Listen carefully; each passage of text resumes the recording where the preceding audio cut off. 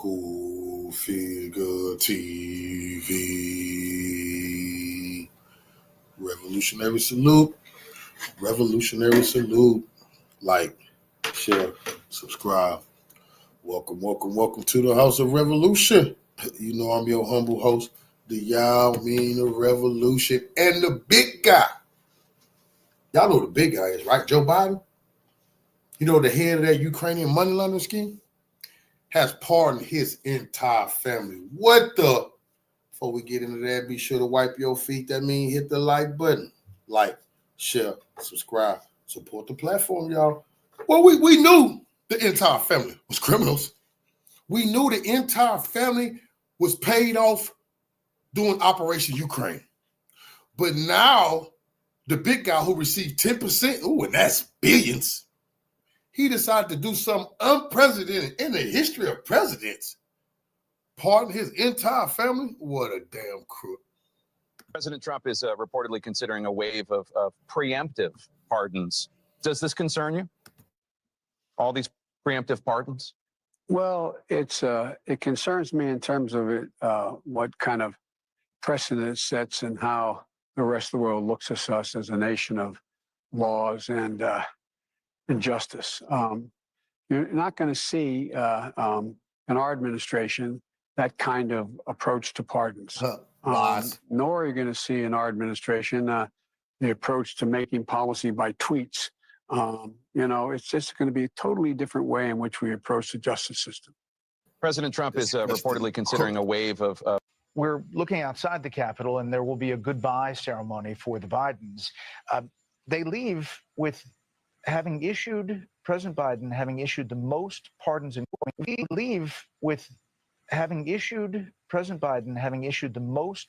in commutations of any other president, and then to pardon the family in the final 15 minutes after pardoning Anthony Fauci and General Milley and others earlier in the day. So Joe Biden, in his last despicable act as president, pardons his entire family. His entire family. What utter bull. Joe Biden was, and always will be a lowlife and a criminal. So Joe Biden, in his last despicable act. You heard it there, folks. The hypocrisy continues with the Biden crime family. And yes, I'm seeing the Biden. What the hell do General Mark Milley? What you getting a pardon for? What did you do, General? Why the hell is the U.S. General? Why is he getting a pardon? Oh, you mean the guy that Trump had the documents, classified documents showing that he tried to trap Trump in a war with Iran?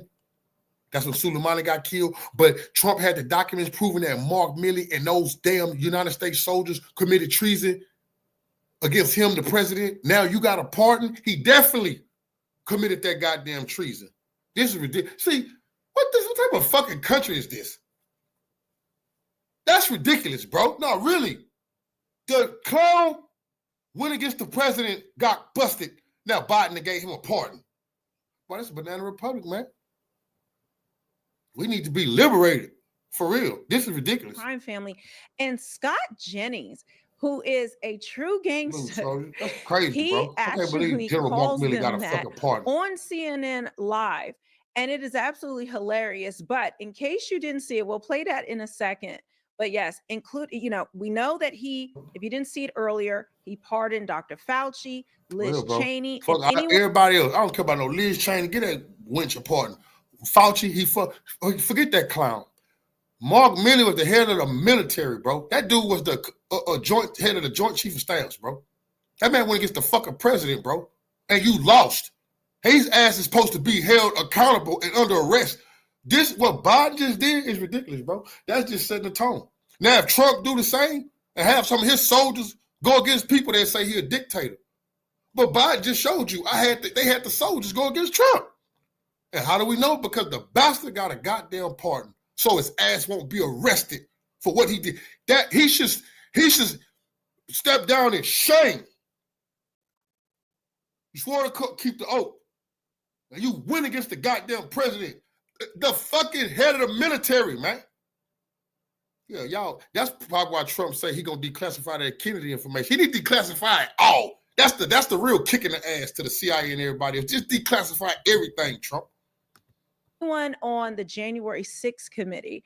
And then Revolutionary right salute, after fam. that, he pardoned nearly everyone in his family. We already know about Hunter Biden. But for that bastard to pardon his family, get the fuck out of here, bro. That's ridiculous. What the fuck your family need pardons for? They're gonna say, well, because Trump was gonna go after them. If they ain't did shit, what the fuck they need pardons for? Because just what we've been saying, nigga, whole family was criminals making billions of dollars, stealing from us. Now, Trump in power and that Putin finna blow the lid on that Ukraine scandal, it don't matter. They all got pardons now. That's crazy.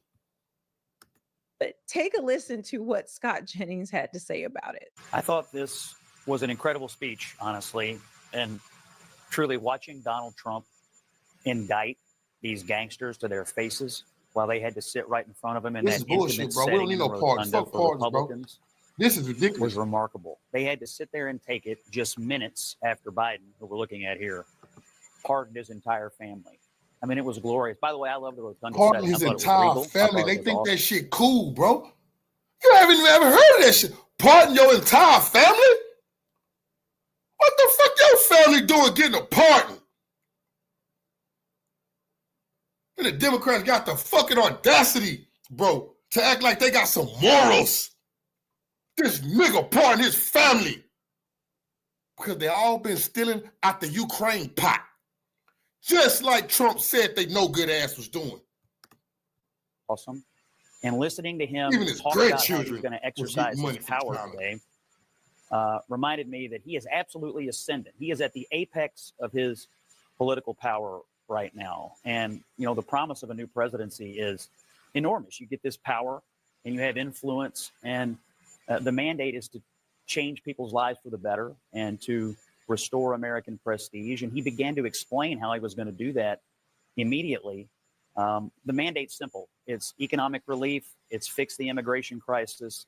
I'll tell you what Trump need to do. All right, you want to pardon your family? Cool. Trump need to arrest everybody up under this. Everybody that worked for his family. Everybody didn't get the pardon. Arrest they motherfucking ass. Oh, Mark Milley, you want a pardon? Good, because your assistant is going to jail. Whoever don't got a pardon, they ass need to go to jail immediately. All of their assistants need to go to prison immediately. Steer the country away from the cultural left and restore American prestige. The speech hit several notes on that front. And I agree with Caitlin. Today, Republicans feel vindicated, and Trump is back to fix the country.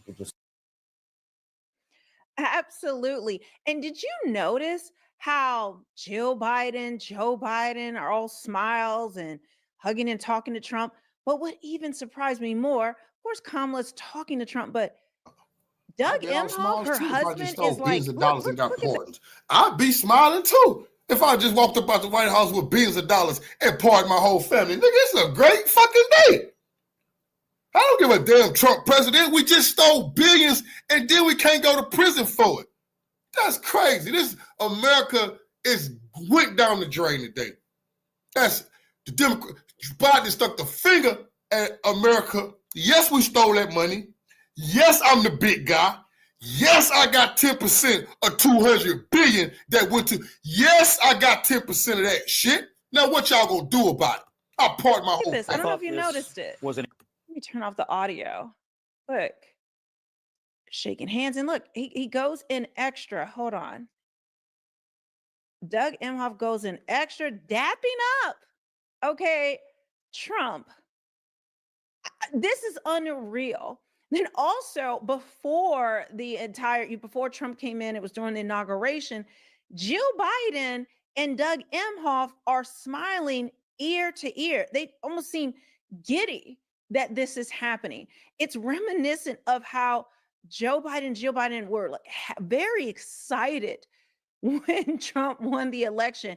Is Doug Emhoff feeling the same way? I'm sure he is, because he's tired of dealing with his drunk, cracked out wife raging at him every night over her losing the election.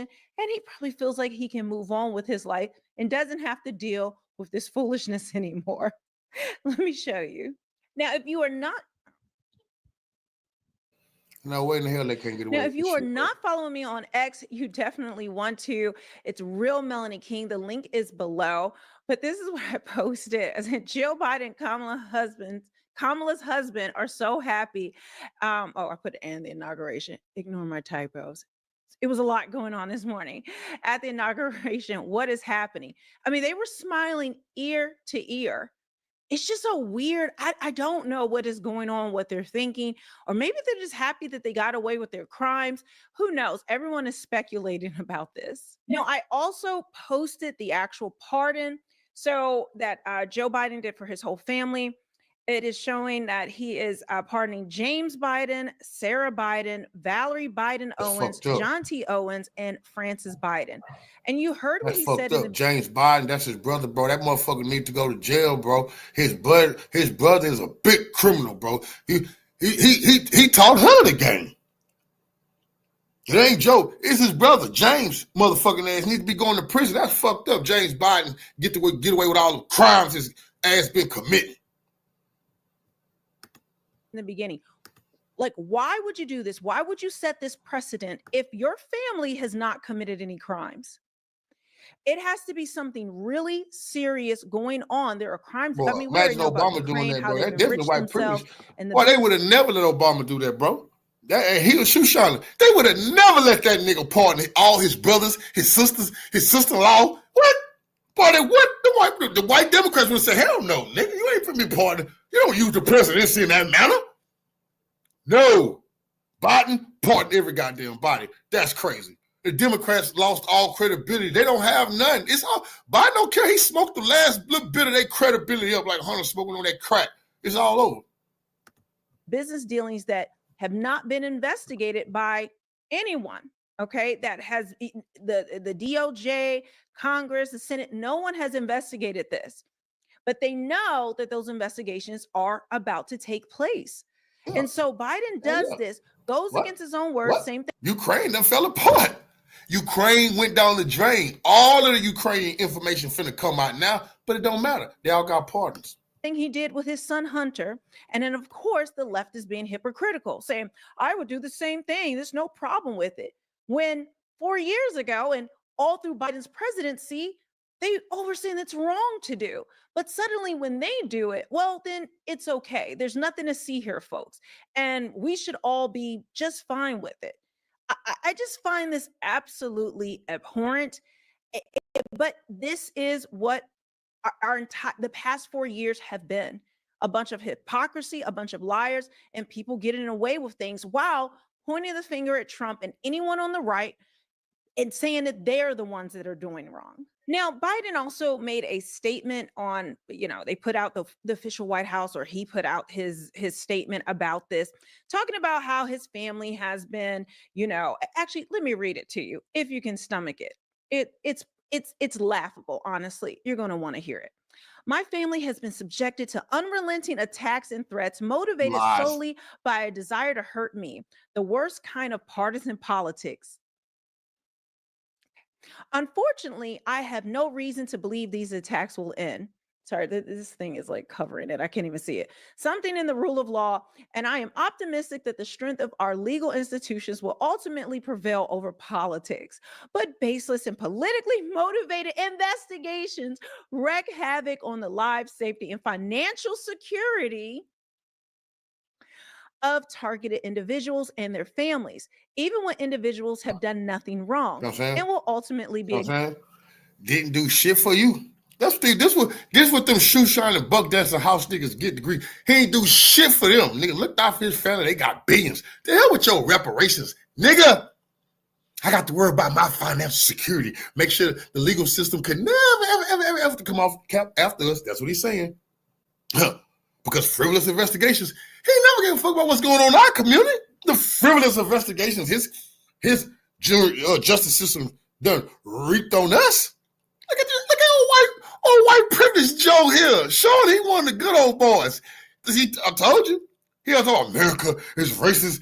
And how he pulled that, he used that white privilege as soon as he got a chance. I just talked about this morning. The Democrats done fooled these niggas. all Americans is racist. And as soon as they get a chance, they're going to show your ass. They're going to enjoy some of that racism. Oh, the hell with you niggas. I'm going to use some of this white privilege for my family because I don't want the justice system unfairly targeting them. I can't do nothing for y'all. No blanket pardons for y'all. Not finna free Assata Shakur and let her come home.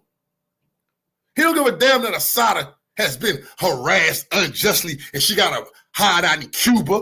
He could care less. Exonerated. The mere fact of being What about his investigated or guilty ass prosecuted family? can irreparably damage their reputations and finances.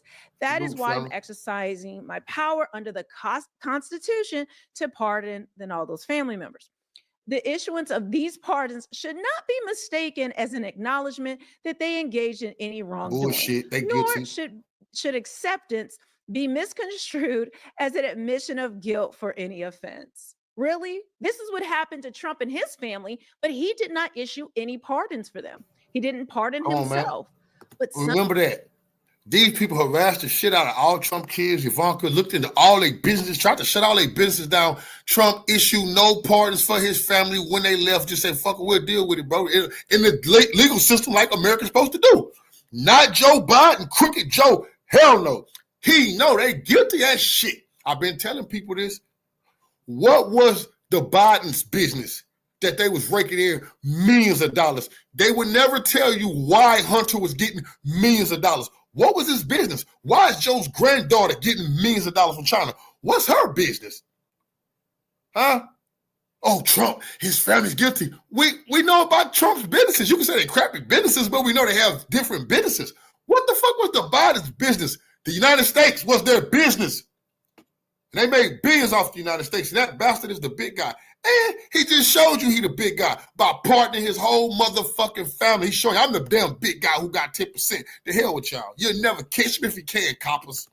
somehow this is what Joe Biden is doing. And of course, they always justify it and go back on everything that they have said. And the fact that he's talking about politically motivated investigations and talking about how they can ruin someone's financial security, this is what they have done to Trump nonstop for the past 4 years. Come on, try to break that man, bro. Now, in my next Try to break video, that man. That man had to pay $130 million bond, bro. Roach ass motherfuckers. They made that man had to pay 100, and they said he didn't have any. They was laughing all on TV, laughing, saying he didn't have 130 something. Trump laughing at them. He don't gotta pay when they say pay. Then he put 130 million on the motherfucking table. Crickets. Crickets from the media. 130 something million on the bond. Frivolous investigations. What Joe Biden talking about? Frivolous investigations. They gotta break that man, bro. That's crazy. They can part his whole motherfucking family. Why they do? Them coons in the Democratic Party should be ashamed of their motherfucking self. Master Joe showing you he the master. Y'all will never have that type of power. I'm going to talk about the pardons that he issued to Fauci and Liz Cheney, the J6 committee. But what's interesting, he didn't pardon Kamala Harris, her husband, or any other members of Congress or any other political people. And then also, when you look at who he pardoned, he didn't add Alvin Bragg, Jack Smith, Fannie Pack Willis, and Letitia James, and a countless number. One thing, they don't have shit to do with Ukraine. He only pardoned his family for Ukraine. He don't give a shit about that. He gonna leave that red meat for Trump. Get them. You won't be getting my family because we stole billions from Ukraine. That's what that's all about. He don't give a shit about Ukraine is what his ass is covering up. Other people who have had politically motivated reasons for bringing cases against Trump. So this is going to be an exciting time as these things are going to be investigated. Have no doubt Trump is not going to just let this slide under the radar. Again, guys, follow me at Real Melanie King. I retweeted or I posted and thanked a guy who went to my merch shop, realmelanieking.com, and got one of my presidential commemorations. This is disgusting. Y'all should be sick. Joe Biden, a crooked fucking evil dictator. That's all right, though. Because all of the assistants, Mark Milley, General Mark Milley, his assistants need to be going to jail immediately for trying to overthrow the president. They need to pay. They need to pay for that. Joe, just ruined the United States walking out the door. It's over now, y'all. It ain't no more. This man stuck a fork in the United States because he said a hell of a president that shit. And they gonna say Trump trying to do what Biden did. Nigga, well, shit, Biden committed a bunch of crimes and pardoned his family. Is that a thing? Hey, talk about- Preemptive blanket pardons? I mean, I haven't heard about this since like Monopoly with a get out of jail free card. Trump has discussed with advisors whether to grant preemptive pardons. What does that say? That he wants to excuse them for Listen things to the hypocrite. before anybody's even saying there's an investigation. President Trump, as he winds down his last few weeks in office, is considering preemptive pardons. What a mess. More as we know. Source saying that some of the president's inner circle, well, they're telling him that it would be perfectly fine to pardon his family and other associates preemptively, even though they haven't been charged with any crimes. Huh? That go to show you these is bought and paid for bastards. You see how they sold their soul? Huh? Preemptive pardons for your family is disgusting. You ain't been charged with nothing. What are you doing? Every last one of these Democratic talking heads, these the big guys. All on TV. Don't you ever preemptively pardon anybody, or especially not your family. Huh? They ain't been charged with nothing. And then that's what Joe Biden did. And what these bastards gonna say about that? How much damage could be done to this country can he do to this country on his way out? Y'all, listen to this mess. And then we're going to get into it. Has inspired you to propose new legislation. What exactly would it do? What it would do is say that in the event the president pardons anyone in an investigation in which the president is a witness, a subject, or the target, those investigative files will all be turned over to the Congress. The Congress ought to know whether the president is using the pardon power to obstruct justice. The American people have a right to know. I think it is clearly constitutional. It doesn't prohibit him. Keep that same energy, shifty shift. We remember you said that. Now, we all know that Joe Biden could be a witness in the Ukraine scandal, the cover-up that Hunter's been investigated about. We know Hunter. We seen the information about Hunter saying, hey, we got to put 10% aside for the big guy. You know what I'm talking about? So it looked like the president could have been a witness in this investigation, and he didn't issue out preemptive pardons. You see, they were saying this is what Trump was going to do, and he didn't do it. But Biden did. Him from granting a pardon, even a pardon he shouldn't grant. But it does say that we will be able to at least find out whether the president is using this power to shield himself from liability. It offers transparency at the very least. Has inspired you to... Transparency at the very least. Yes, we want transparency. Did y'all get all those details? Now, this is from 2018 when they wanted to investigate Trump. Well, they did. They did all that to Trump, all the lawfare that we've seen go on. But they never thought it would come back to bite them in the ass. The chicken's coming when home it comes to Joe Biden. This is the Democrat Party, a bunch of liars, hypocrites, and snakes. And the fact that this demon, Adam Schiff, is the one who proposed it, when, guess what? He actually got a pardon today. Yeah. Listen to this one. Have you ever heard of He somebody? needed a pardon. Are you kidding me? This bastard lied. He was the main one behind the Russiagate scandal. He lied over and over and over, came on TV and said they had evidence that Trump was involved with Russia, but because it's classified, that he cannot detail it to the people. He knew he was lying. Remember, he said it over and over and over. Remember, at the end of the investigation, there was no evidence. He was lying the whole time. But he made people think that it's some information you won't be able to see because it's classified. There was no information saying Trump was ever tied to Russia. Old Shifty Shift perjured himself over and over and over. He was censored in the halls of Congress. They gave this clown a Senate seat for that good work for Joe Biden, but that wasn't enough. He had to get a pardon, or his ass could have been arrested and tried and convicted for what he did. Getting a preemptive pardon who was innocent of all crime, who's just an innocent person. Have you ever heard of that? Just somebody getting a blanket pardon and they're an innocent person? But no, I think that it's an effort not only to prospectively pardon people for things they have not yet been charged with and may never be charged with. But also, it's the president's own family.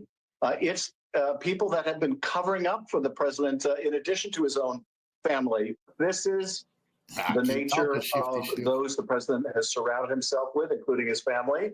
And that is, it's been essentially a den of thieves environment.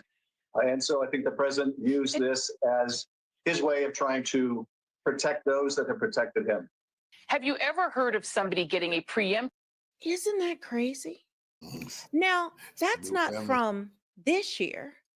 This is from December of 2020. Hypocrites, y'all. When they Hypocrites. all wanted to go after Trump's family. You see all these crimes that they committed. They were saying Trump was going to pardon his family. He was going to pardon his cabinet. He was going to pardon everyone. When lo and behold, it was Biden who did this. And the fact that Adam Schiff is the one saying this, when he himself, as I told you, was part of this presidential pardon today. Now pay attention to this one. Pay close attention, because this is also from 2020. And then I want to show you what Jake Tapper just posted. President Trump is reportedly considering a wave of preemptive pardons. Does this concern you? All these preemptive pardons?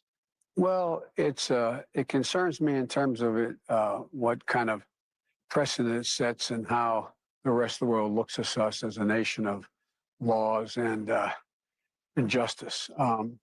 You're not going to see in our administration that kind of approach to pardons. Nor are you going to see in our administration the approach to making policy by tweets. It's just going to be a totally different way in which we approach the justice system. President Trump. It sure is. This the biggest crook. This the biggest crook in American history. This dude right here. This dude fortune he'd have made off the backs of the Americans, swindler, con man, imprisoning blacks, locking us up.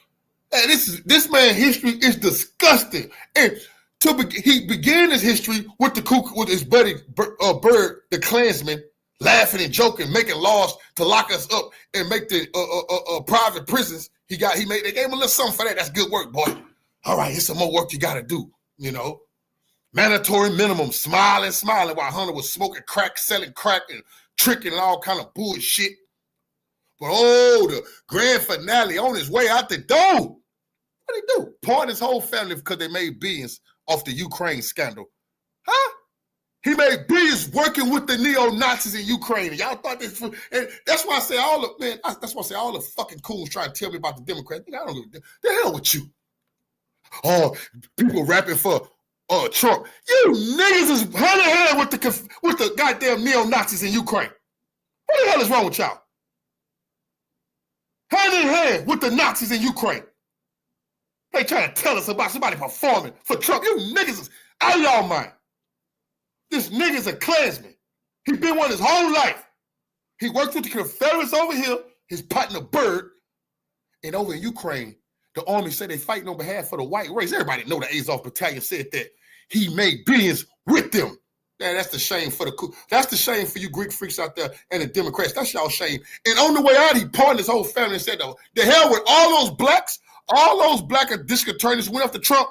You niggas is on y'all own. Even been president.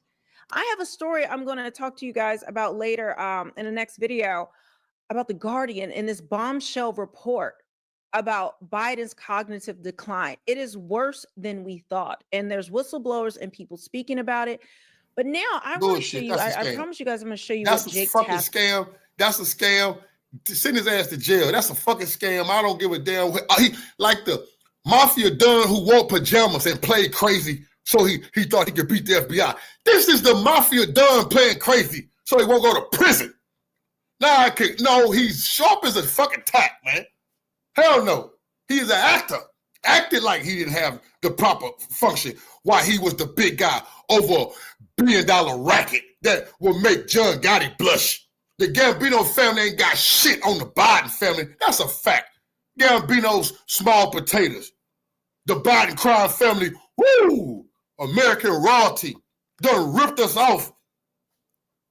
And remember, on the way out, he was shoving more money into Zelensky's hand while he was taking his 10% and then pardon his whole family. What people need to ask is, what the fuck was your family doing to need a pardon? The only thing his family was doing is they was tied to Ukraine, they was tied to Romania, they was tied to China. Nigga, the Republicans proved that shit. And Biden just proved it by pardoning them. Dirty bastard. Tapper was saying earlier. If you guys aren't already, make sure you are following me at Real Melanie King. I post all types of things that I cannot even get to here on YouTube. So please follow me on X. But look what he says. And 4 years later, now that is the picture of the pardon that Biden did for his family. But look, he's replying or tweeting. But Asada Shakur can't get no pardon though, right? Or something. House CNN niggas. Essentially. All those Democrats over there telling us about rappers performing. Nigga, can Asada Shakur get a pardon, bro, and come back home from Cuba? Do she gotta die in Cuba? All them pro-black Democrats. Do Asada Shakur, our sister, do she gotta die in Cuba? Well, y'all hate Cuba so much. Can Asada come home and die in peace with her family and friends? Huh? Can she get a pardon? Y'all could have demanded one while Biden pardoned everybody else. How about our queen mother, Asada Shakur, who fought for our liberation? Calling himself out, calling Biden out. I don't know what this is, but look, President-elect Joe Biden says he's concerned about reports that President Trump is considering a host of preemptive pardons for his adult children and lawyer Rudy Giuliani, as well as the possibility of one for himself. So he is the one. Jake Tapper was the one that asked this question, as you saw. And then this is the report from the time of the video I just showed you. And now he's saying, and 4 years later. What do you mean, Jakey boy? You tap dancing? I mean, the Tapper is the correct last name because you're just tap dancing around the truth. Why won't you say he's a hypocritical liar and that he Trump should just was a threat to democracy? Actually, he wasn't a threat to democracy. Pardon everybody on the way out. He has done it already. This type of blatant disrespect, bro. People should hear shit about Trump, bro. He'll never be able to top what Joe Biden just did. I bet you that. He can't top what Biden just did. God, this man here just done something all presidents dreamed of doing. What? Pardoning everybody? All their family? Are you crazy? Even George Bush didn't do that. So it's no longer a threat. He has actively destroyed democracy with this foolishness that took place today. That's a now, fact. What's crazy is, let me show you this clip. Earlier in the day, he just said a dangerous president. Don't think about Trump. Remove Trump because they want to tell you Trump is the nigga. It's a dictator waiting to be president. Nigga, that's rubbing his hands like Birdman. Nigga, about the president Biden. Don't think about Trump. Think about the next person waiting in line, nigga, to do everything them and their family ever thought about and pardon themselves on the way out the fucking White House because of what Biden did, not Trump. Biden said a dangerous president. That's serious damn business, man. And remember, the Supreme Court already said the president can do whatever he won't commit any crime as long as it's part of his presidential duties. Committing crimes, the U.S. Supreme Court said it's part of your presidential duties. What the hell these people done did? Day, Jake Tapper is talking to this woman about it. They're all on, and then we have the CNN panel. But then he tweeted out later, after this, about the preemptive pardons. I mean, we can't get no fucking reparations. But listen, do anything else in this wicked ass land. Absolute hack has to say. 6 committee said that they didn't want preemptive pardons. They hadn't committed any crimes. They didn't think it was necessary. But there is always just the question of even a prosecution that isn't going anywhere is still going to cost potential defendants up to millions and millions of dollars to just defend themselves. Right. I think I was just texting with some people who would be covered by this. And as you know, Jake, there was a lot of discussion back and forth. I tell that to all the black people who have to tap out with frivolous ass cases that the unjust system put on them. And motherfucker, man, I got the money to fight this shit, man. Just give me something, man, so I can come on home. Joe Biden, give a fuck. But all my brothers and sisters sitting in jail signing away their lives because they don't got the money. They people don't got the money, man. They don't want to go to trial. They'll give them 50 years. They don't got the money to fight it. The cop playing something, the rest wasn't lawful, but they don't got the cash to fight it. Did the Democrats give a shit? Hell no. We gave these bastards, you remember this, they had the Senate, they had the House, they had the presidency. Huh? Yes, they did. And what did they do with it?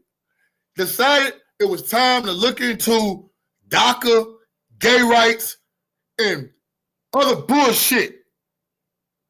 Unless you need some gay rights, or you want to become a citizen, or you got other bullshit on your mind, it was nothing now for you. So I don't want to hear shit from these people tell us nothing about help them get in power ever fucking again, because they showed us what they're going to do when they get in power. Shit like this.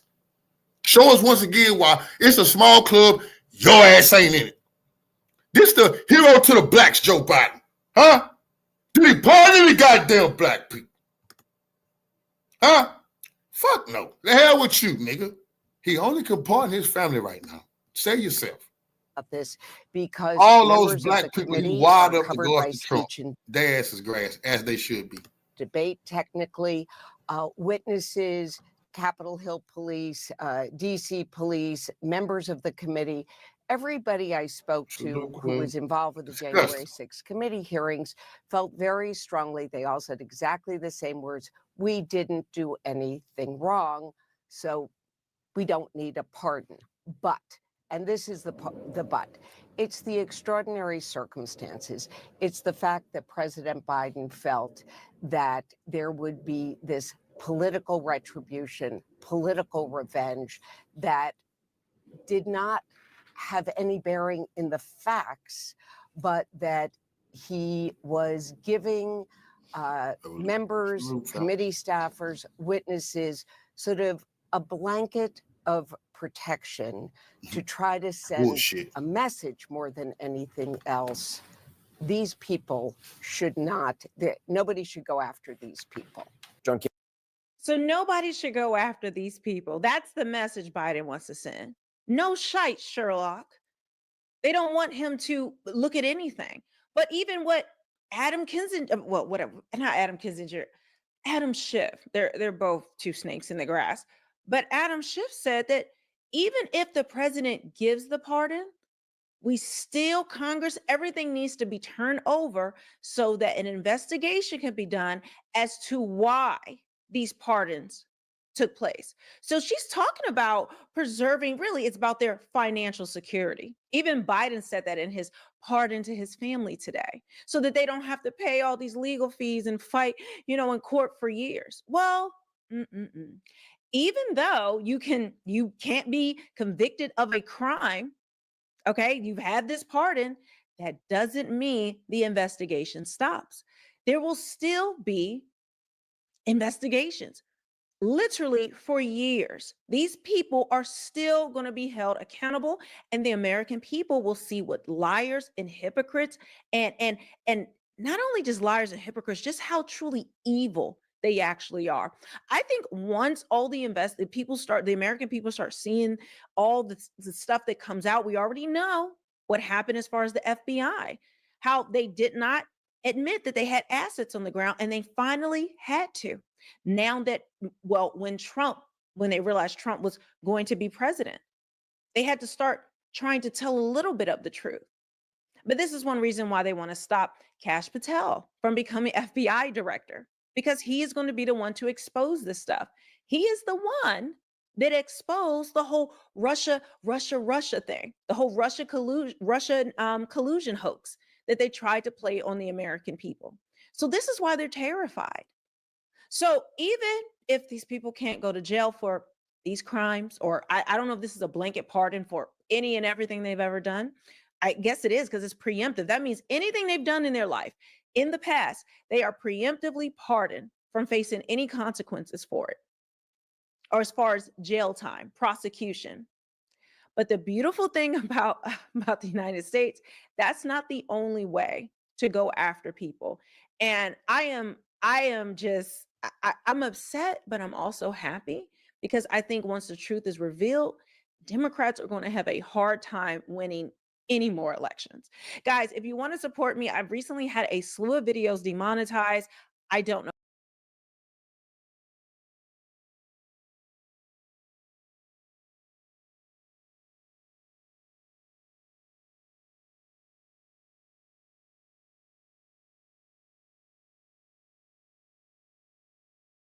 all these preemptive pardons?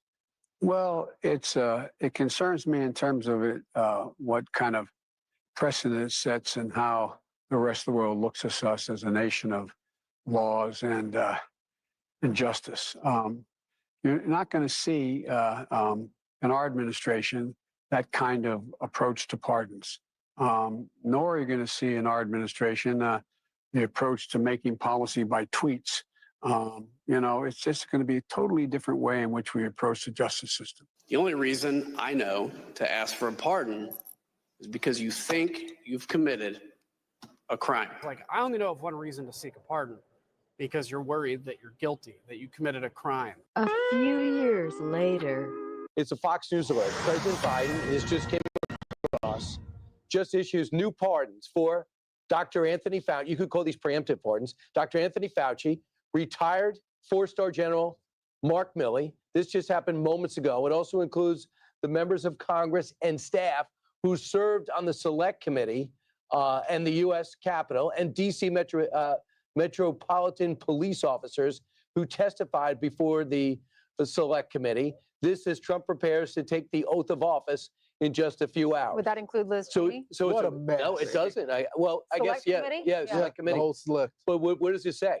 Mark Milley, who is chairman of the Joint Chiefs of Staff under both Biden and Trump, you know that 100%. what he's done in the past. You know that he was calling China, trying to putting down President Trump. I mean, what are they afraid that Pete Hegseth is going to see when he goes to the Defense Department and look at the files and data? There's been no talk of going after Anthony Fauci. Well, Rand Paul is. There may have been some senators, but the president himself has not said he wants to prosecute Well, and here's Anthony Fauci. Yeah, absolutely right. And here's the thing. You pardon somebody who's been convicted. Right. They haven't been There's a convicted. confession. They haven't been Right. charged. This is crazy. It will be interesting to read the exact language, and because it just broke, we haven't seen it yet. But Boy. So we got to talk about Joe Biden. I meant Ho Biden, okay? Because Ho Biden, I think, is Joe Biden's official nickname that he has earned himself, considering this bombshell move that he just made on the way out the door, okay? Leaving as president. He is leaving as one of the worst presidents in American history. And I think that he solidified Absolutely himself outrageous as what one he of the did. worst presidents in American history with the move to pre-pardon General Milley, Dr. Fauci, and the whole January 6th committee members, including Liz Cheney and Whole others, family. on the way out the door. Okay, before Trump get in office, Biden is handing out pre-pardons that essentially are an admission of guilt, or at the very least, this is what Democrats were arguing when they were talking about Trump issuing pre-pardons for his kids and others, right? Which, again, Biden did go out of his way to pardon his son Hunter, and now he is pardoning all of these other people, okay? According to Democrats, this is obstruction of justice. So the president's pardon of Scooter Libby, Congressman, has inspired you to propose new legislation. What exactly would it do? What it would do is say that in the event the president pardons anyone in an investigation in which the president is a witness, a subject, or the target, those investigative files will all be turned over to the Congress. The Congress ought to know whether the president is using the pardon power to obstruct justice. The American people have a right to know. I think it is clearly constitutional. It doesn't prohibit him from granting a pardon, even a pardon he shouldn't grant. But it does say that we will be able to at least find out whether the president is using this power to shield himself from liability. It offers transparency at the very least. Absolutely. Thank you, Congressman. I appreciate your time. Thanks, Don. a Fox News alert. The Department of Justice has released special counsel David Weiss's scathing report on Hunter Biden. In it, Weiss defends his probe that found that the president's son made millions of dollars off his last name and political connection, then failed to pay his fair share of taxes. Peter Doocy joins us live from the White House with the latest. Hey, Peter.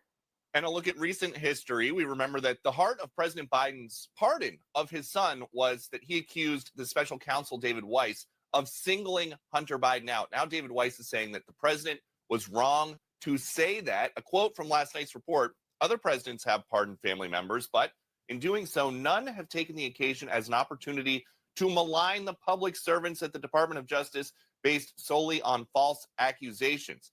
The biggest problem the special counsel Weiss has with Hunter is that he didn't pay $1.4 million in taxes over a 5-year stretch. Weiss says those are not inconsequential tax violations and that Mr. Biden made his money by using his last name and connections to secure lucrative business opportunities such as a board seat at a Ukrainian industrial conglomerate, Burisma Holdings Limited, and a joint venture with individuals associated. This is all about Ukraine. Why was he making millions of dollars and the big guy getting 10% of the billions of dollars? Why? And they want to tell you Hunter Biden was just a crackhead. Oh yeah, he was on crack.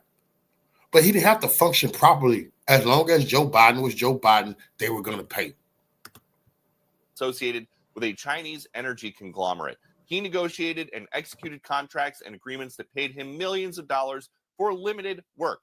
The Hunter legal team is pushing back. Late last night, they told us Mr. Weiss conveniently omits his proposal to resolve this investigation in 2023 with a pair of misdemeanors and a diverted gun charge recommended by career prosecutors. Mr. Weiss also fails to explain why he reneged on his own agreement, a reversal that came at the 11th hour in court as he and his office faced blistering attacks from Republicans and his then filing unprecedented charges for someone with no aggravated gun factors who had paid his taxes in full years before the charges were filed.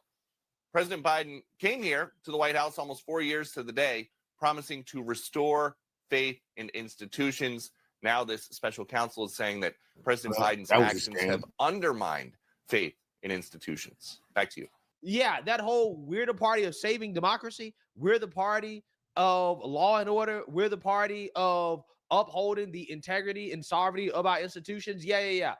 That all went out the window, right? I mean, we have seen Democrats have a full mask off moment in regards to what they actually really believe. No, they believe they are above the law, okay? And they should not be held accountable for their crimes, okay? They keep telling them that they're innocent, but yet now you have Biden handing out pre-pardons. Now, I believe that the individuals that he has decided to pardon, they have to accept the pardons. Anybody who accepts the pardon, they're going to be admitting that, yes, I am in fact guilty. But see what the mainstream level media is going to do, instead of trashing Joe Biden as they would be trashing President Trump if he did this, no, they're going to find a way to defend it, right? They're going to say, oh, well, the threat of Trump kind of justifies this, right? The threat of Trump justifies setting a new precedent where the president can have people commit crimes during his administration and then turn around and pre-pardon them before the next administration comes in. Is that really what we want to be doing here, right? Is that really the precedent that we want to be setting in a so-called democracy, okay, in a country that believes in law and order? But I mean, hey, there are some people who are willing to admit that this is a bad look, right? That it's probably not something Joe Biden should have did. They've been offered. There are 4.5 hours left in President Biden's presidency. Claire, it'll be interesting to see if they take them. Yeah, it makes me sad. It makes me sad. First of all, it sets a precedent. Can you imagine the list 4 years from now? Not good. And frankly, Too late. Genie out it the bottle. shows that we have gotten to the point that we no longer trust the institutions of our courts to fairly administer the laws. Because I think the people who say I don't want a pardon are saying that because they know factually there is no evidence to do anything to them. That's a lot. So I get it, and I'm not being critical of the president for doing it, but it's sad. It is very, very sad, and it's another blow to the institution of rule of law in this country. Claire, I have a question. Maybe you can answer it. I don't know. Maybe someone else here can answer it. Do these pardons offered this morning, do they time out with the demise of the Biden presidency? No. They don't? No. But again, these are things that Democrats, they never believed in, right? They don't believe in democracy. They hate democracy. They hate law and order, right? We saw that when they supported every far left violent protest over the last 8 years that benefited them. They don't care about law and order, okay? They love chaos and destruction as long as it benefits them, right? So once again, you're seeing Democrats show you that, we don't believe in any of the stuff that we say, right? All we believe in is power and control. And you are the one. You are the people, okay, that have to adhere to the law. You are the people that have to follow the rules, okay? You will be punished for it, but we won't, right? Because we're above all of you peasants, right? That is what the Democrats are showing. And liberal media, again, they're going to go out of their way to defend the indefensible. MJ, tell us what's going on, what President Biden is doing on his way out the door. Breaking news from the White House, a statement from President Joe Biden issuing preemptive pardons for a number of individuals that he said he is fearful will be persecuted, politically persecuted. I just want to tick through for you the list of people that the president says he is pardoning preemptively today. They include General Mark Milley, Dr. Anthony Fauci. We also have members and staff of the committee that investigated the January 6th insurrection. He also said that that group would include the U.S. Capitol and D.C. Metropolitan Police officers who testified before this committee.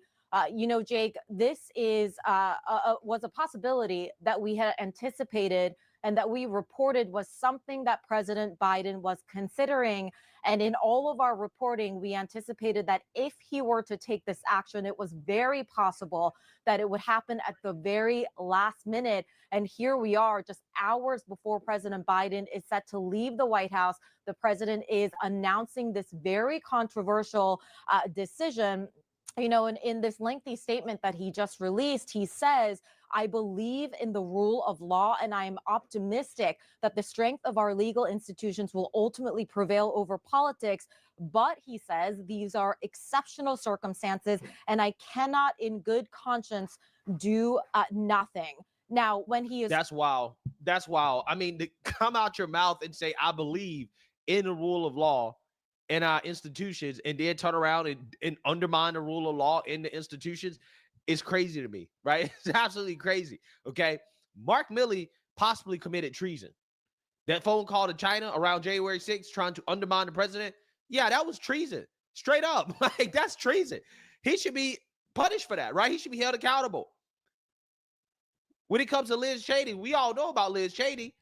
The GOP report recommended that she face criminal charges or investigation because of alleged witness tampering, in which she went out of her way to try to communicate with one of the January 6 witnesses through Alyssa Farah Griffin in order to concoct some crazy story about Trump on January 6th that absolutely nobody believed. Again, anybody who accepts these pardons, it's an admission of guilt, okay? And I think legally speaking, we need to see if the current president can revoke these pardons, right? That's what we need to see. We need to be testing those waters. Is it possible to revoke these pardons, to say, nah, you can't, right? You can't. This is an abuse of power. Now, again, if Trump did something like this, right, to this scale, okay, if he would have pardoned everybody involved in January 6th on the way out, which he didn't do, by the way, right? If he would have did that, these people would have passed laws to undermine the president's pardon power. That's what they would have done. We're going to see what the Democrats do now. Are they going to be so gun-ho to try to limit the president's power to issue these types of pardons? Maybe they will be. Who knows? Because, hey, now this has opened up the door for Trump to do something like this, right? When he leaves office. Again, this is scary stuff, man. This is scary stuff. But again, the media, they're not taking it as seriously as they should be because, again, they're trying to justify it. Talking about exceptional circumstances, of course, he is referring to the incoming president, Donald Trump, who has made very clear in all of his public statements that he is focused on taking revenge on people, on individuals who he sees as having done him wrong. These specific people, and particularly if you think about the members who served on the January 6th committee, the staffers who served to work on that committee, these are people that the president obviously was worried would face a lot of legal troubles. Knew that there was just a lot of hardships coming their way. And this is why he is taking this action, to make sure that he can save them from all of that, even though he makes clear he does not believe that they did anything wrong, Jake. All right, MJ Lee, thanks so much. Let's go to Jamie Gangel now for more on this. And Jamie Gangel, A lot of the members of the January 6th committee said that they didn't want preemptive pardons. They hadn't committed any crimes. They didn't think it was necessary. But there is always just the question of even a prosecution that isn't going anywhere is still going to cost potential defendants up to millions and millions of dollars to just to defend themselves. Right. I think I was just texting with some people who would be covered by this.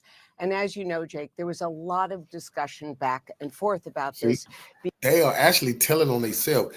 These people dragged everybody close to Trump, even his lawyers, to court, every friend he had trying to bankrupt them. Now they're telling you what the plan was to cost all these people millions of dollars, crush them, and they tried to do anybody helped Trump. They financially tried to ruin them. They even tried to financially ruin Trump. Now they're worried about their karma coming back to them. Biden handed out pardons, and now they're telling you why. So they won't financially be ruined like they ruined that man, people. Because members of the committee are covered by speech and debate. Technically, witnesses, Capitol Hill Police, DC Police, members of the committee, everybody I spoke to who was involved with the January 6th committee hearings felt very strongly. They all said exactly the same words. We didn't do anything wrong, so we don't need a pardon. But, and this is the but, it's the extraordinary circumstances. It's the fact that President Biden felt that there would be this political retribution, political revenge that did not have any bearing in the facts, but so that moral. He was giving members, committee staffers, witnesses, sort of a blanket of protection to try to send a message more than anything else. These people should not, nobody should go after these people. John King, Wow. So Biden is the judge and the jury now, right? Is that what we're doing? Right? Biden's the judge and the jury. He's also the prosecutor because he's basically saying, well, we've investigated these people and we found they've done nothing wrong, right? We've done nothing wrong. So therefore you can't go after them. If you believe that they did nothing wrong and that the facts will bear that out, they just told them why issue the pardon? Why do it? Because that's it's because you believe they did something wrong. They've been doing that. The president has been doing what he's saying they want to stop Trump from doing. No, that's what your ass been doing, nigga. Now you got to pardon everybody, even your crooked ass family, because y'all done wasted 4 years targeting this man, trying to financially break everybody around him, ruin him. You know, ruin the reputation of America. Everybody, I know Europe is sitting back like they just can't believe what they like. What the fuck happened to America? Joe Biden and the Democrats allegedly supposed to been the good guys. And he's doing this, something that Trump didn't even do on his way out. Now Joe Biden is saying, well, Trump is such a dictator. He's just gonna, well, you said you believe in the Justice Department. They won't convict innocent people, will they? Well, they you can financially ruin them. Oh man, I know you can. That's what you try to do to Trump people. This is clearly an admission of guilt. 100% an admission of guilt. So again, it's hilarious, man, to watch these people jump through mental gymnastics to defend this. You can't defend this. But they are defending it because, again, this is our media, guys. Imagine the tone. Imagine the conversation. What would the conversation be like on CNN had Trump did this? We all know what they would be saying. We all know. This is how you turn the country into a banana republic. This is exactly what happens. This is exactly what you do. That's what Joe Biden did. You don't got no more. Now that Biden do it, well, you know, it's a special set of circumstances. Trump's so bad, he might go after them. He might cost them some money, some lawfare, right? As if they were concerned about that. They weren't concerned about that for the last 4 years when they were trying to drain Trump's bank accounts with lawfare, right? Come on, they weren't concerned about now because man. Never forget the man had to pay $135 million bond. They talking about going after somebody's pockets. They forced the president to pay $135 million cash bond, and they was laughing when they thought he couldn't do it. We're concerned about Trump trying to drain their financial resources. Despicable. It really is. I ask you about these pardons early this morning from President Biden.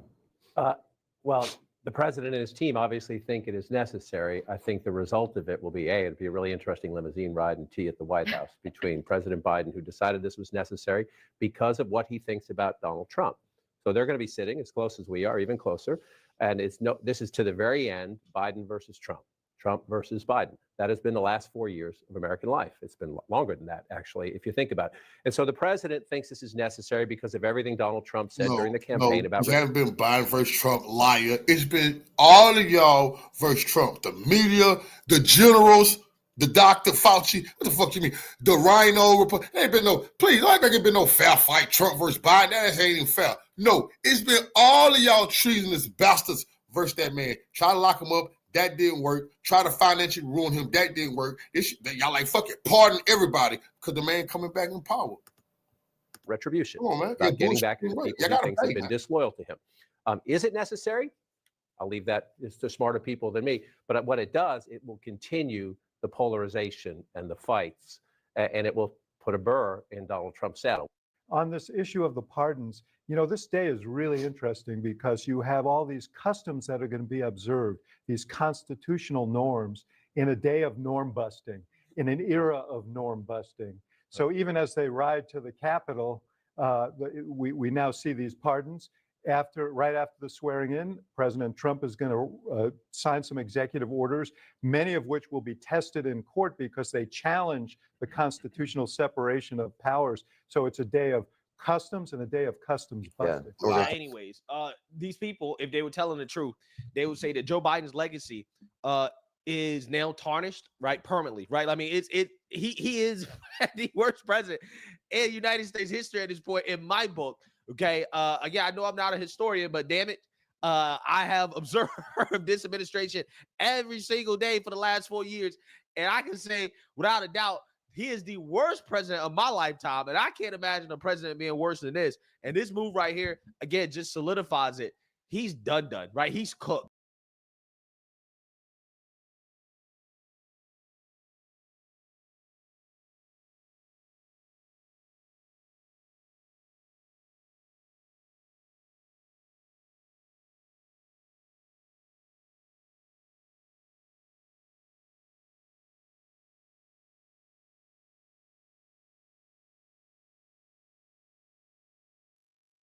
This is Dabu 7.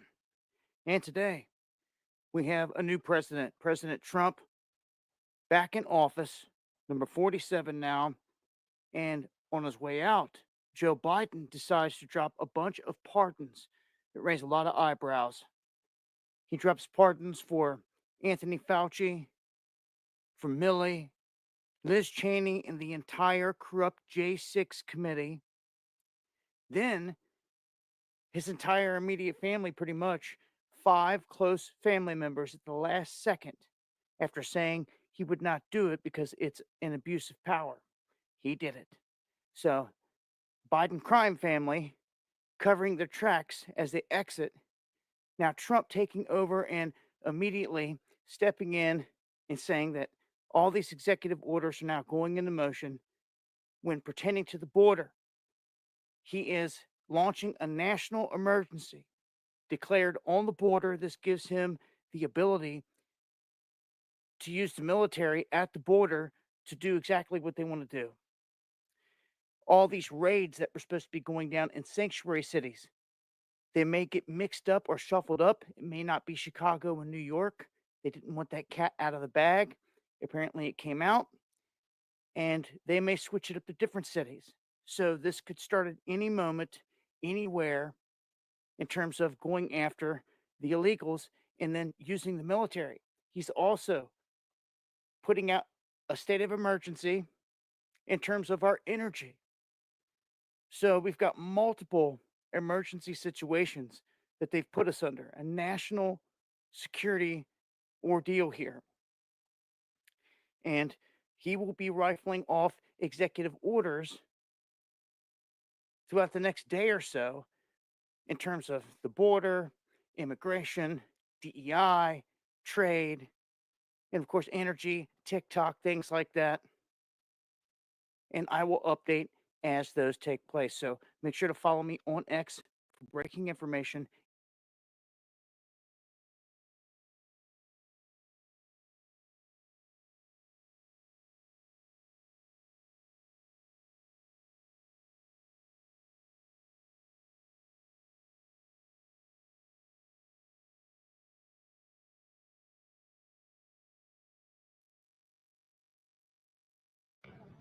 this point will result in the arrest, prosecution, and possible application of force.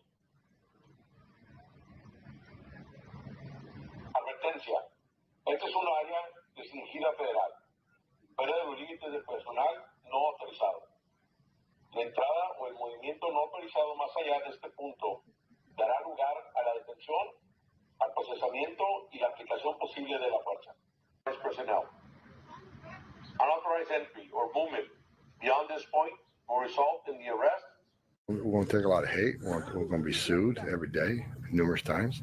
I think you'll see the left try to control the media. They're going to show the first crying female, first crying child, and say how inhumane we are. But they won't talk about 340,000 children that they failed to take care of. They're not going to talk about the young women who have been murdered in this country at the hands of criminal cartels. They're not going to talk about the hundreds of angel moms and dads who buried their children. You want to talk about family separation? They buried their children. Their children were killed by a member of the. A state of emergency is officially now in effect on the border. Does it feel like an emergency where you are standing? Feels no different than 20 minutes ago or 30 minutes ago or an hour ago when we got here early this morning, Rachel. The one practical change that we do know that has gone into effect here is that CBP One app that was put into place by the Biden administration, part of their effort, stated effort to have a more fair, safe, humane, orderly process at the border, has been discontinued by the Trump administration and President Trump. I have to say, I've reported from this spot over the course of 4 different presidential administrations for NBC News and MSNBC. And the Obama administration. Boy, oh boy, oh boy, oh boy, oh boy. So we got to talk about President Trump's first day, okay? And on the first day, I guess I can describe Trump and the things he's done so far as him showing the world that he is dead serious about some of the promises that he made, okay, on the campaign trail. The main promise, the focus of his agenda, okay, seems to be the border, because Trump has announced a slew of executive orders designed to close the border and to help facilitate the mass deportation operation, okay, something we talked about before, because you already have illegal immigrants who are leaving the country in fear, in panic over Trump coming into office and executing on the mass deportations. Okay, so we've already talked about that. That was happening before he got in office. Now that he's in office, okay, and he's signing these executive orders that we're going to go over because we want to know exactly what's happening, right? I'm going to educate you guys here, okay, in this video. Now you have migrants who were trying to get into the country, hoping that they get into the country. Now they're boohoo, whining and crying in Mexico on the other side of the wall. And this is the type of imagery that the liberal media, this is what they want the masses to see to push back against Trump. This type of propaganda they want out there.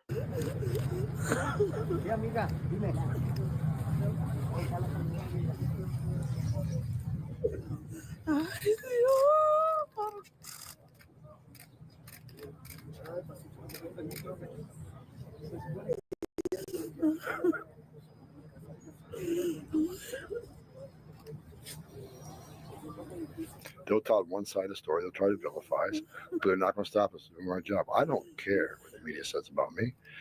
If they saw what I saw in 34 years, saw the tragedies I've dealt with in 34 years, they would certainly understand me. They may not still like me, but there's a reason why we do what we do. I'm tired of women being raped, making that journey. I'm tired of dead children. I'm tired of women and children being sex trafficked. On this administration, sex trafficking is up 600% of women and children. We have a record number of people on terrorist watch list being arrested. Historic record, 3,500% increase. Record number of Americans dying of fentanyl. We got a record number of cartel members that entered this country. You know, the criminal cartels in Mexico are making more money than they've ever made in smuggling aliens, trafficking in women and children, and moving dope. So hate all you want. Push the misinformation out all you want. We're not going to slow down. We're not going to go away. We're going to get this done. Yeah, so you see now you hear that, okay? I 100% agree with Tom Homan in the sense that, yeah, a lot of this is going to be propaganda to help fearmonger that Trump is doing something inhumane and that this ain't right and yada, yada, yada, right? They want to pull at your heartstrings. That's what they want to do.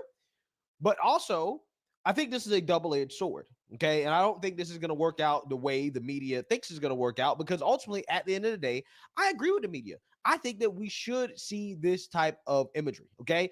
That's the exact type of imagery that is going to prevent people from making the journey to the border in the first place, okay? Because me personally, hey, this is exactly what I signed up for. And I knew that this is what we were going to see.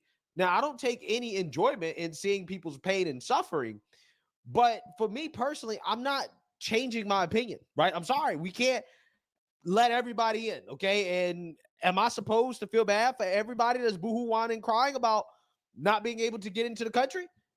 No, because if that's the case, I'll be boohoo whining, crying all my life, right? I mean, am I supposed to feel bad for this woman when I know that this is happening every single day, or that this will be happening a lot more, right? There's a lot of people who are not fortunate enough to be able to live in the United States of America.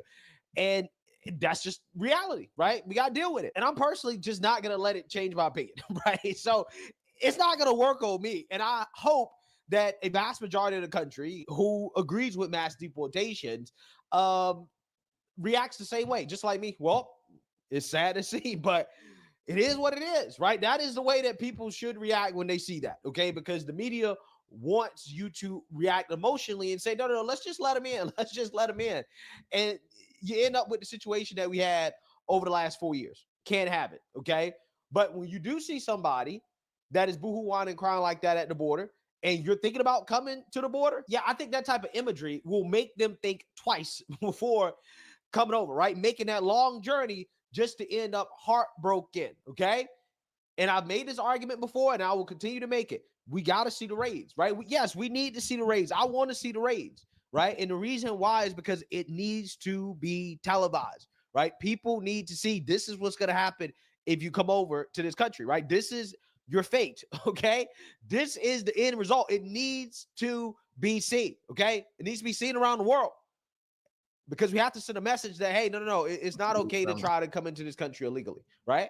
That's how you prevent them from coming in the first place, okay? That's how this works. So, again, Trump has announced a slew of day one executive orders that we got to talk about. Take a look. Declare a national emergency at our southern border.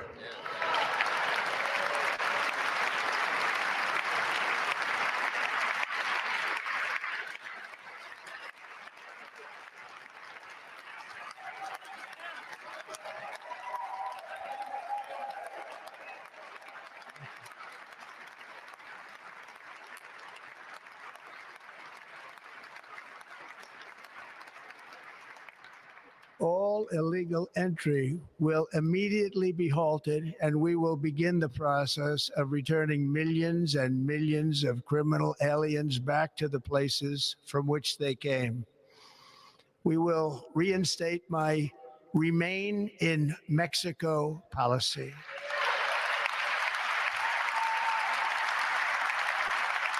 I will end the practice of catch and release. And I will send troops to the southern border to repel the disastrous invasion of our country.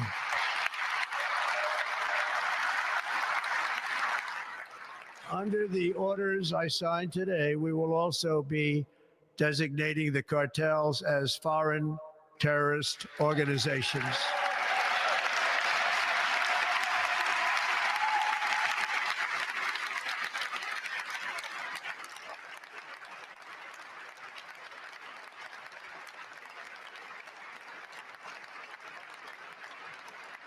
And by invoking the Alien Enemies Act of 1798, I will direct our government to use the full and immense power of federal and state law enforcement to eliminate the presence of all foreign gangs and criminal networks, bringing devastating crime to U.S. soil, including our cities and inner cities.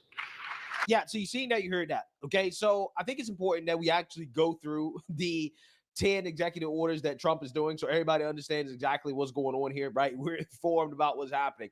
The number one is to declare a national emergency at the border. This will allow U.S. Armed Forces to finish the border wall and allow the Secretary of Defense to deploy members of the Armed Forces and National Guard to the border. Basically, Trump is doing what he promised in regards to using the military to secure the border, right? He's going to clarify the military's role in border security. This action directs the military to prioritize our borders and protect territorial integrity by repelling forms of invasion, including unlawful mass migration, narcotics trafficking, human smuggling, and trafficking, and other criminal activities. End, catch, and release, continue building the wall, and reinstate remain in Mexico. It definitely shouldn't say end. He's definitely reinstating remain in Mexico. Okay, this is a typo from NPR.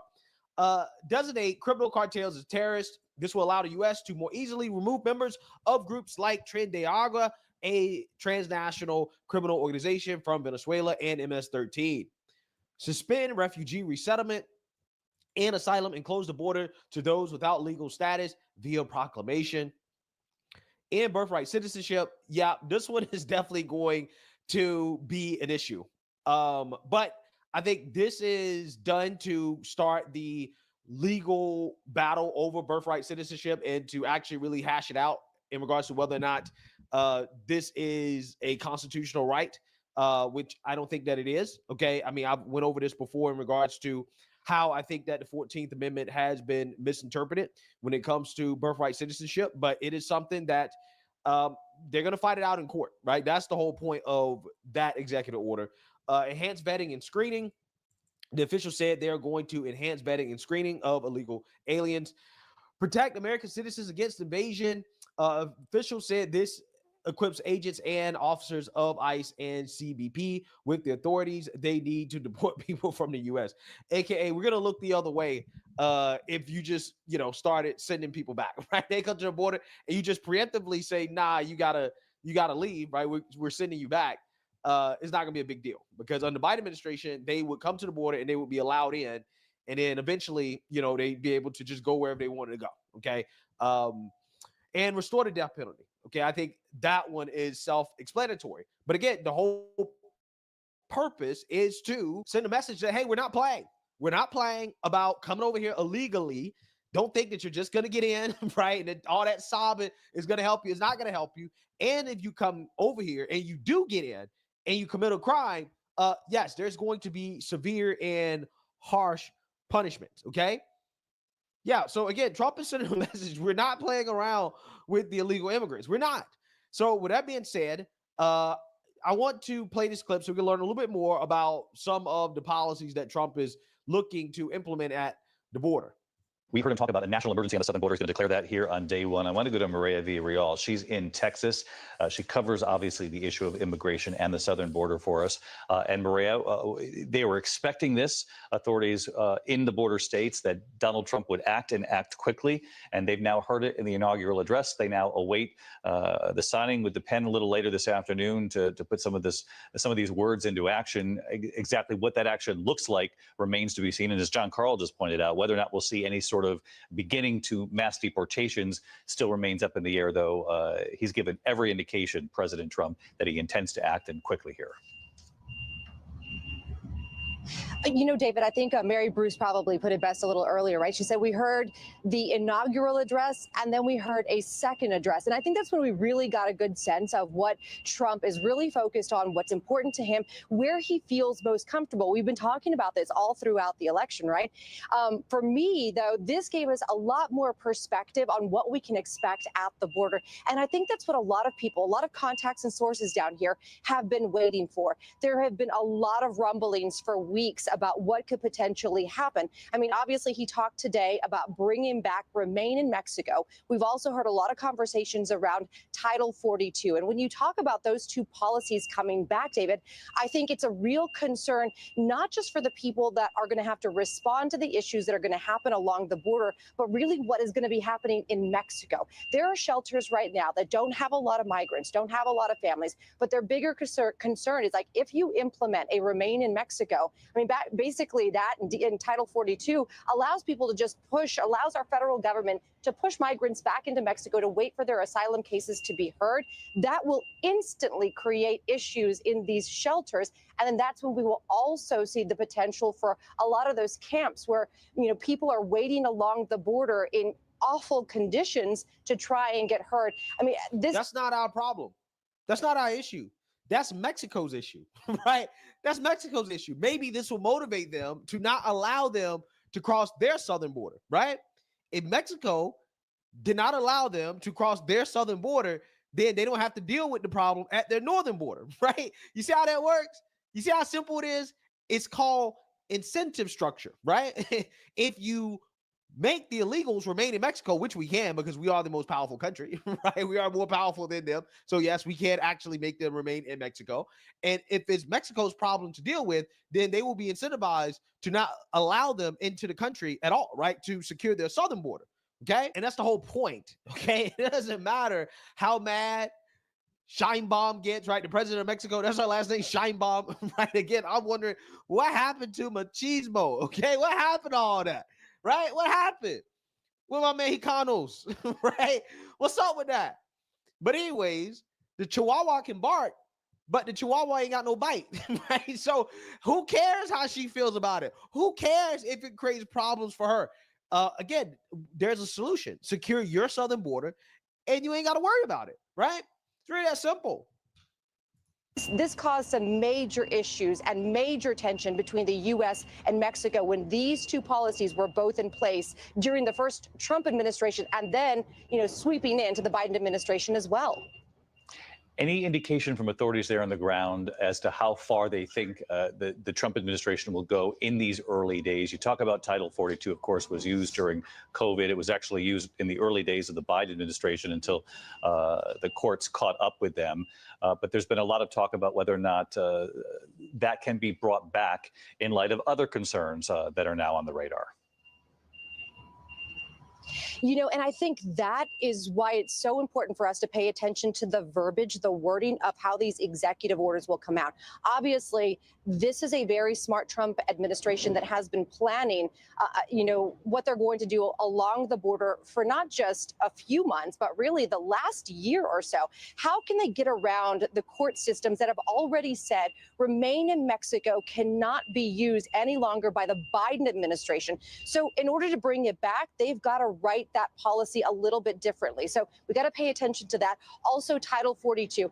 The reason why we heard the president come in and say, listen, this is a national emergency along our southern border is that gives him a lot of freedom to then use things like our military, the Department of Defense, bringing troops down here, not just the National Guard anymore. So I think we're going to see him use those avenues. And then also the help of Title 42. Again, we've heard a lot of rumblings along the border, a lot of sources and contacts saying we do believe Title 42 is going to come back. This is something that local law enforcement, more specifically Customs and Border Patrol, these agents can use instantly. It is plug and play for them, David, because they've already had Title 42 in place. They had 4 to 5 years of being able to use that particular policy. So for them, they're ready to go. It's just a matter of what comes out in those executive orders as to exactly, what situations will call for those policies. Yeah. So you seen that, you heard that. I'm loving it, guys. I'm loving it. There's nothing in those executive orders where I'm like, oh, I disagree with that. No, I was like, no, I agree with all that. Everything that Trump did, I agree with. It is necessary, especially the military part, because I want to see our military actually defend our borders for once, right?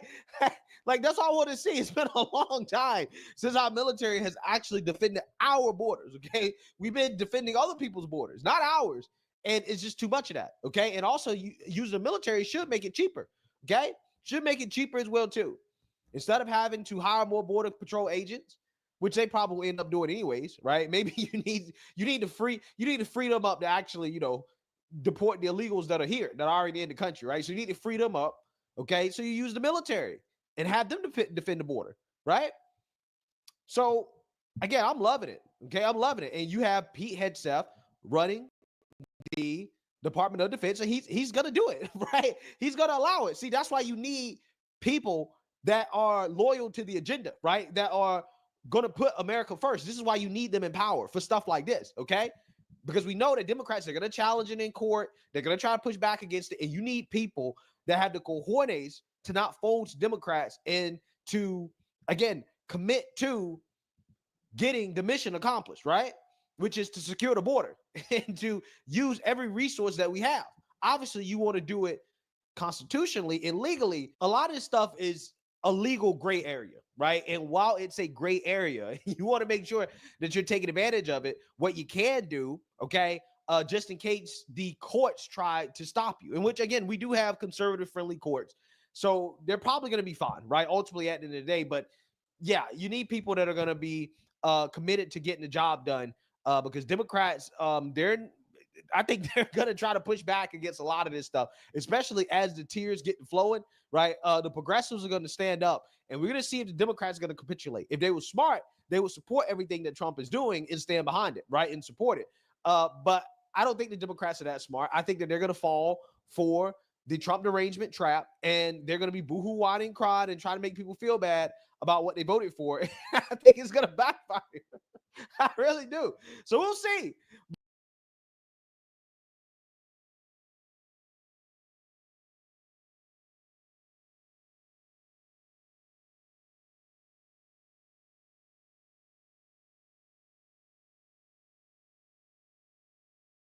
Breaking local news, a Border Patrol agent shot and killed in the Northeast Kingdom. Thank you for joining us at 6. I'm Darren Perrin. And I'm Kat Villianzoni. That's according to Channel 3 News sources. Channel 3 News first broke the news, and now Vermont State Police confirms that they are assisting federal authorities in the investigation, which is ongoing. That's all state police can say. But we have learned that around 3:15 this afternoon on the Coventry-Newport town line, this all went down. Now, multiple other sources tell me that this was an agent who was shot in the neck, and that agent has since died. One suspect was also killed, another wounded. Just after 5 o'clock, Vermont State Police reopened the northbound side of Interstate 91. Our Ike Ben David is on the scene now for us. Ike, what can you tell us? Darren and Kat, this is a very active scene. I'm just off of the ramp here in Newport. The south ramp is closed. You can see some of the police lights behind me. Take a look right now. We know that state police, local police agencies, ambulance and fire crews from surrounding cities and towns are here along with Border Patrol. We were coming up Interstate 91 North, and you could see the dozens, and I mean dozens of flashing lights on the other side of the closed 91 South. And that's where the scene is right now. State's Attorney Vince Aluzzi was on the interstate earlier today around the time of the traffic stop, and he says he saw an agent approaching a vehicle pulled over. We're trying to confirm if that was the same one that ended this way. We don't know how the other suspect is doing, Darren and Kat, but we are here on the scene. The highway is still closed as crews are still arriving as we speak right now. Again, very active, and when we have more information, we will let you know. Darren and Kat, we're going to send it back to you right now. Ike Ben David live on the scene for us. We will keep you updated on WCA. Hey guys, so I was filming another video when all of a sudden this popped up for me, and when I was going through X. But take a look. This is not being reported by any mainstream outlets. So it says, breaking, a Border Patrol agent has been shot and killed by an illegal immigrant in Vermont, per WCAX3. The suspect is deceased now as well. It's going to be a massive undertaking to undo the sheer amount of damage Biden caused by importing the enemy. Pray for the agents. Let me click this so we can see it, guys. I wasn't prepared to even go into this, but it just popped up, so I want to show you. It says, pray for the agent's family as well as all the agents who are going to have a hell of a battle ahead of them. So here is just a brief video someone took. Let's make this a little bit smaller so you can see the whole thing. I wonder why they have the suspects in custody. Maybe there's more that they're looking for. I wonder why they have the suspects in. In light of this, let me play for you what Tom Homan had to say about the mass deportations that are going to be taking place of these illegal migrants and why it's important to stay the course. We're going to take a lot of hate. We're going to be sued every day, numerous times. I think you'll see the left try to control the media. They're going to show the first crying female, first crying child, and say how inhumane we are. But they won't talk about 340,000 children that they've failed to take care of. They're not going to talk about the young women who have been murdered in this country at the hands of criminal cartels. We're not going to talk about the hundreds of angel moms and dads who buried their children. You want to talk about family separation? They buried their children because their children were killed by a member of a criminal cartel or someone that's not supposed to be here. They'll tell one side of the story. They'll try to vilify us, but they're not going to stop us from doing our job. I don't care what the media says about me. If they saw what I saw in 34 years, saw the tragedies I've dealt with in 34 years, they would certainly understand me. They may not still like me, but there's a reason why we do what we do.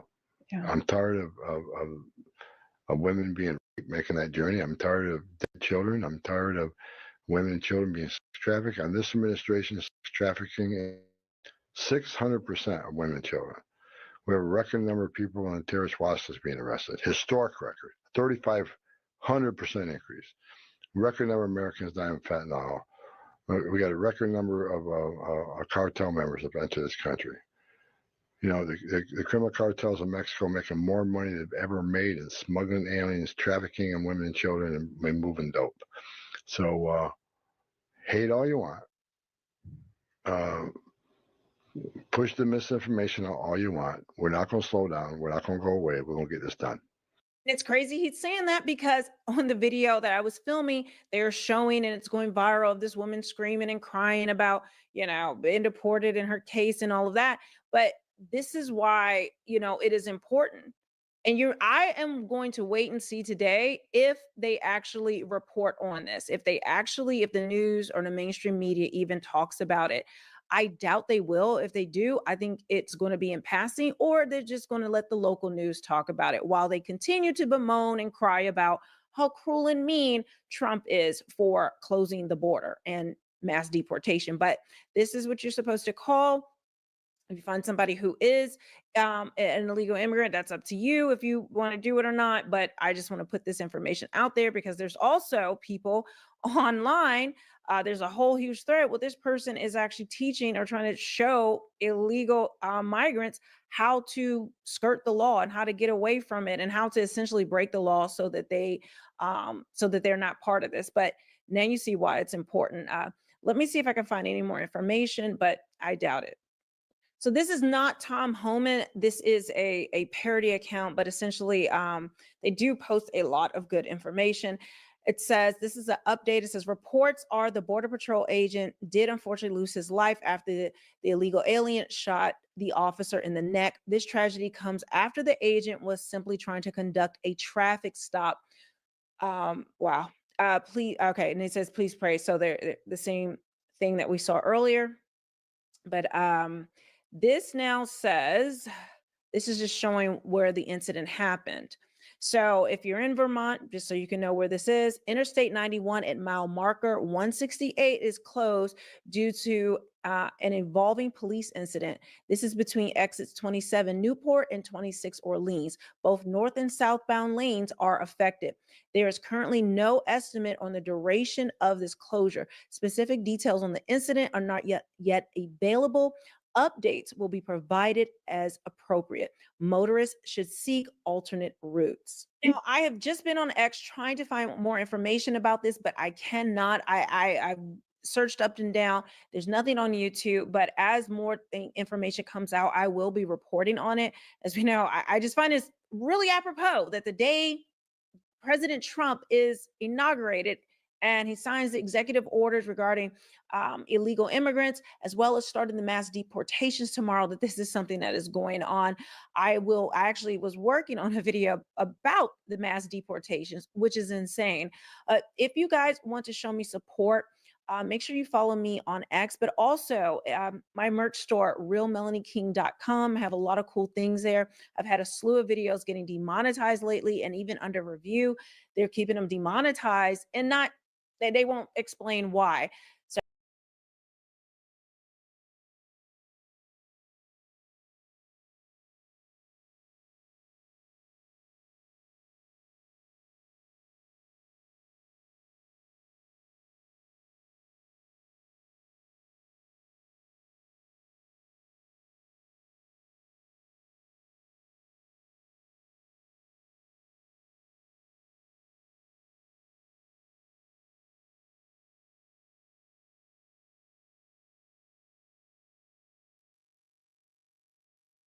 Trump had an event yesterday. It was like a concert, and some rappers were there, and they performed.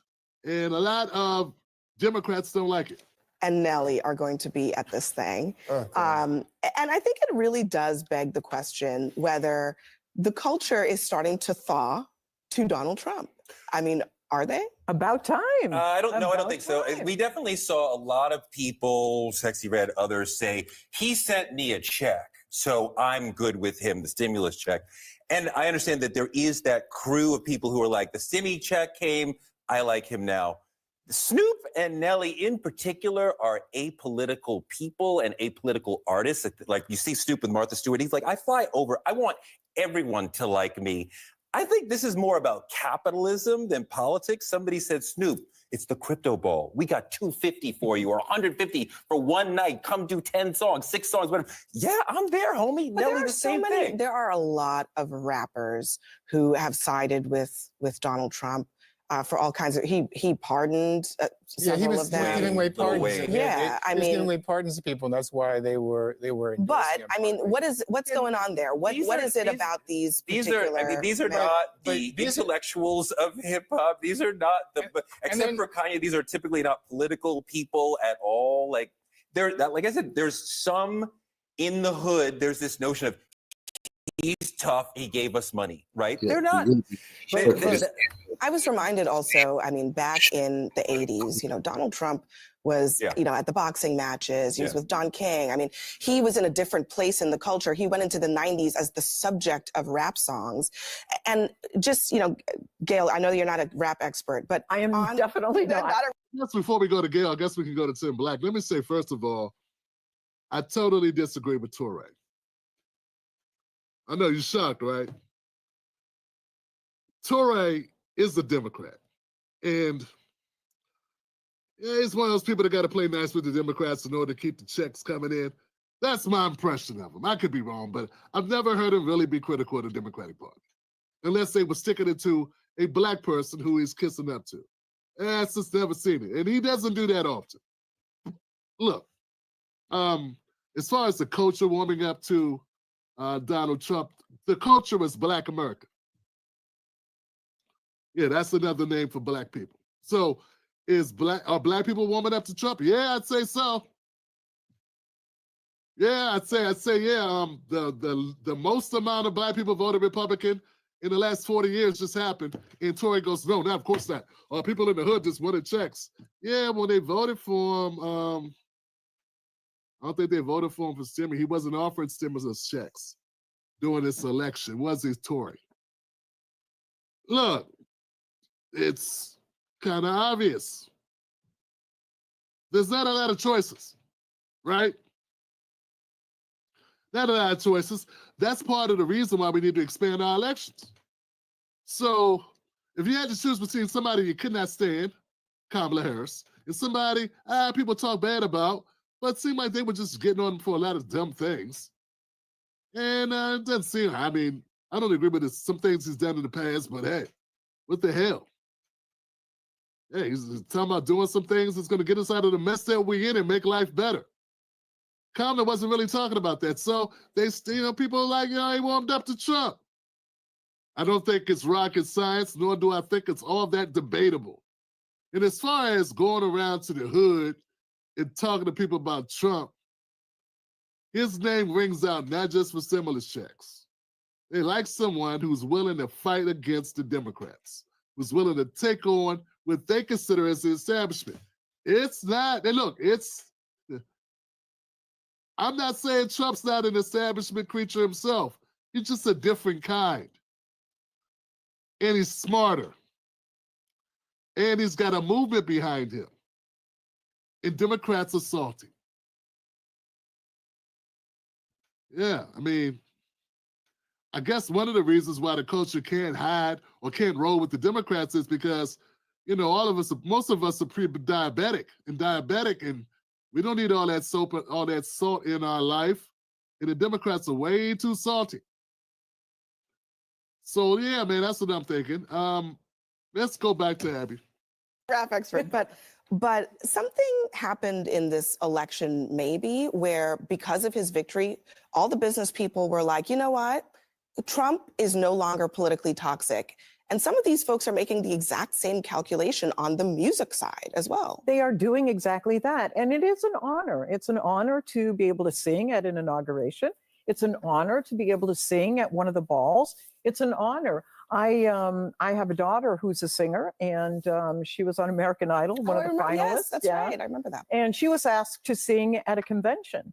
And she lost so many friends and so many fans because she agreed to sing. Wow. And I just think it's time for entertainers to get out of politics and entertain. Well, they're getting into politics. Wow. Okay, Wow. okay, Wow. I mean, Shut up and dribble. Wow. I didn't think we were going to go there.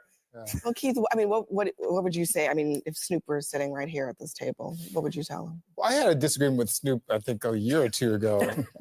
Something he endorsed Rick Caruso. He was supporting Rick Caruso, for mayor of Los Angeles, who I disagree with. And I stated that publicly as well. But what'd you disagree with him about, Keith? Probably was deportation. But let's keep going. You know, I think that a lot of these rappers are not the intellectuals in the community, as Teray was pointing out, but it's also a dishonor to the Black community. Yeah. I mean, if you look at Donald Trump, the man who would refuse to rent to Black people. Whoa, guys, that's it. That's why we can't stand the Democrats. That's one of the reasons. The rappers are not the intellectuals in the community. Keith is. Sounds like shorthand for these are the dummies. That's the way they feel about us too, us working class Blacks. Yeah, we're the dum-dums. In fact, I'm thoroughly convinced most of these guys would love it if we just all go away. Yeah, if we just, all of us just, if we were all deported and they could stand here and be the standard bearers for what's Blackness. Yeah, the Democrats, these elites, these hand-picked Democrats that they put on TV, they take a dump on us every chance they get, just like Keith Boykin just did. Don't think it's just for rappers. Anybody that disagrees with Keith Boykin's worldview, who puts these books out for elites and liberals and Black people who follow the Democratic Party, and yeah, that's what he writes to. If you don't agree with that, his ideology, if you don't agree with him politically, you're dumb. You're not, you have no intellectual value. That's the thing with Keith Boykin. That's what I can't stand. I cannot stand that about the Democrats, man. People are tired of that. People have never liked it. Remember, 40% of America doesn't vote. Keith Boykin is a lame. And he doesn't, he's in his own little bubble. But when he talks down to Black people because Black people disagree with him, because they don't get checks from the Democratic Party, and they don't write books to a confined circle of Democrats, hiding behind your Black studies just to push and shield for the Democratic Party. We're not buying into that. We don't support it. We don't support you. We're not interested in being talked down to. That Obama shit. He's on that Obama.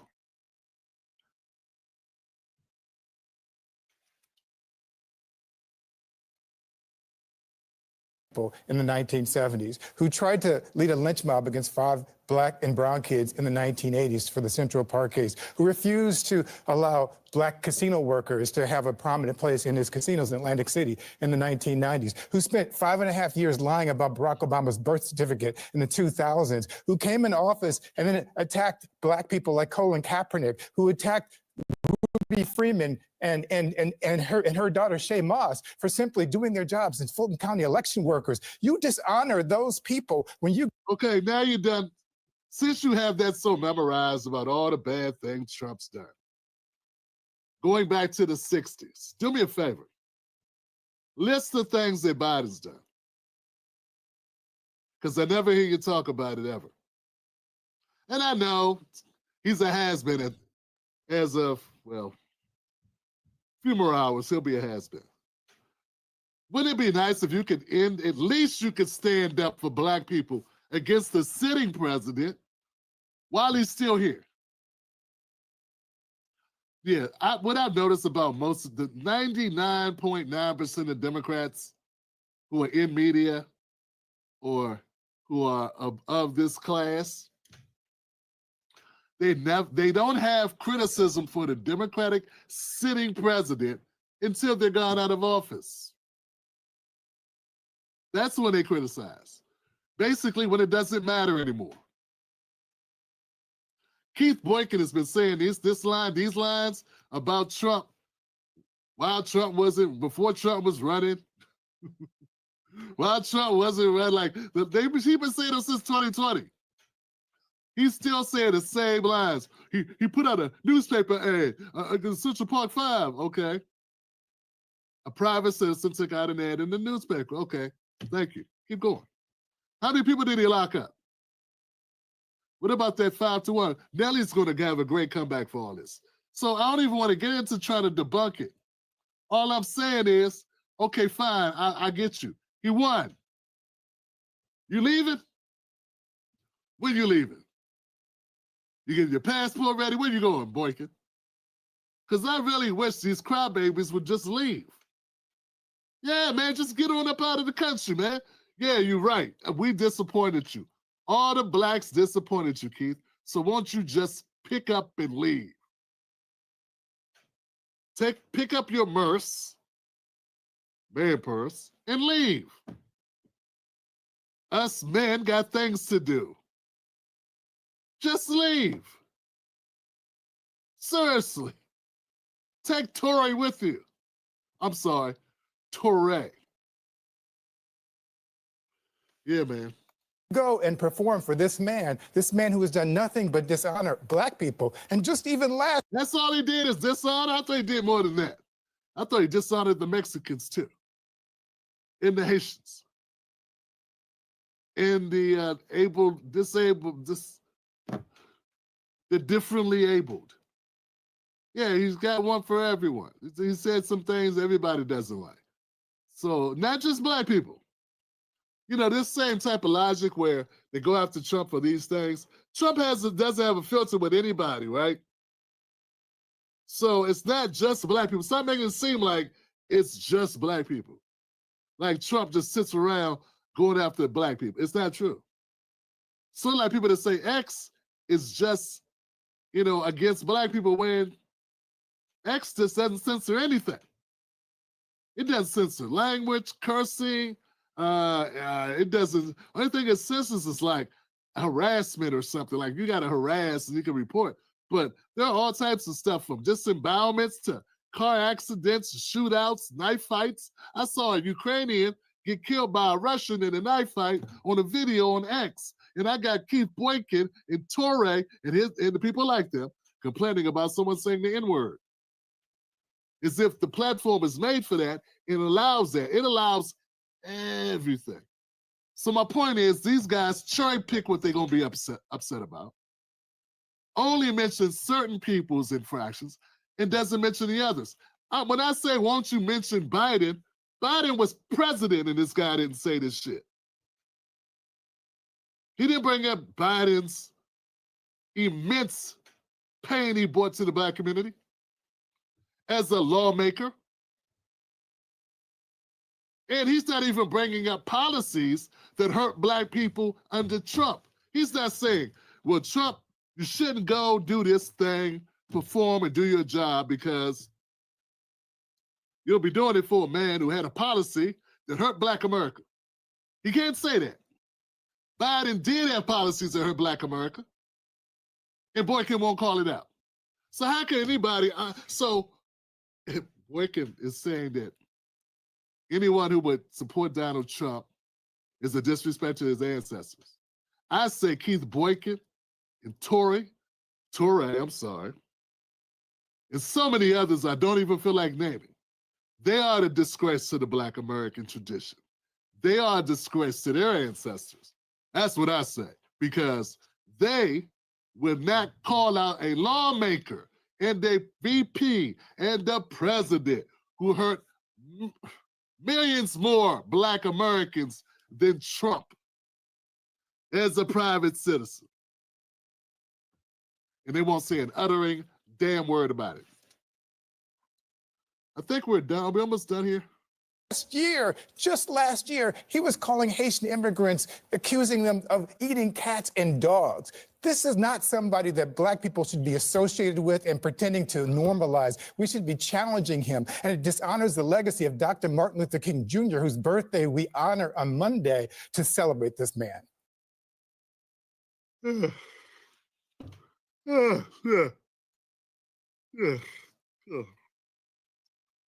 Yeah, Keith, man. Man, how'd your book go? Did your book go well? Sell a lot of copies of your book crying about Black people with. How'd it go? Is it enough to buy a plane ticket? I'm really tired. Abby loves this guy. Abby keeps bringing him on. She loves him. Jesus Christ. I mean, he says the same thing every time he comes on. He's the perpetually aggrieved. He's always talking about Trump won. So anyway, some people, they can't deal with it. They can't deal with it. Logically speaking, all the smoke he has with Trump has some of, you should have spent some of that for Biden. Maybe then I'd listen to you. Because then you'd be more like me. You'd say, well, this guy can judge unbiasedly about things that hurt the Black community. Keith Boykin is an operative. That's it. That's all. An operative. Because if he was not an operative, he would have spent the last 4 years on Biden's ass. He wasn't. How can you say you are supporting Black people if the most powerful person, the president, was in office and you didn't say a critical word at all about him? Instead, you looked over there and said, Trump's over there. And he did something in 1992. And he said something, and he says, how does that help Black people? Black people, how does that help you? Why do you respect Keith Boykin? I want to know, what is it? Why do you give people like Keith Boykin a pass? Why does it get to be so mediocre and so lame? And taking this layup. They can shoot layups all day. Why can't he play in the paint against his own Democratic president, who he gave his vote to, who he supports, who was letting us down? Why can't he call that guy out?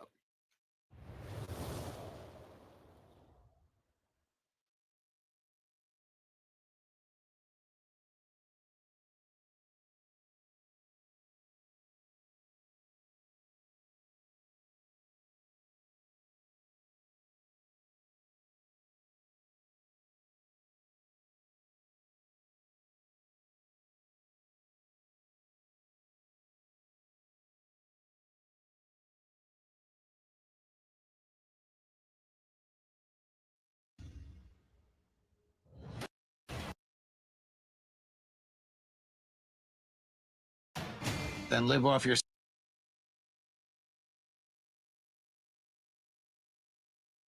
destroy the dollar, but we will lose our freedom. 7 years. They helped me diversify into gold and silver.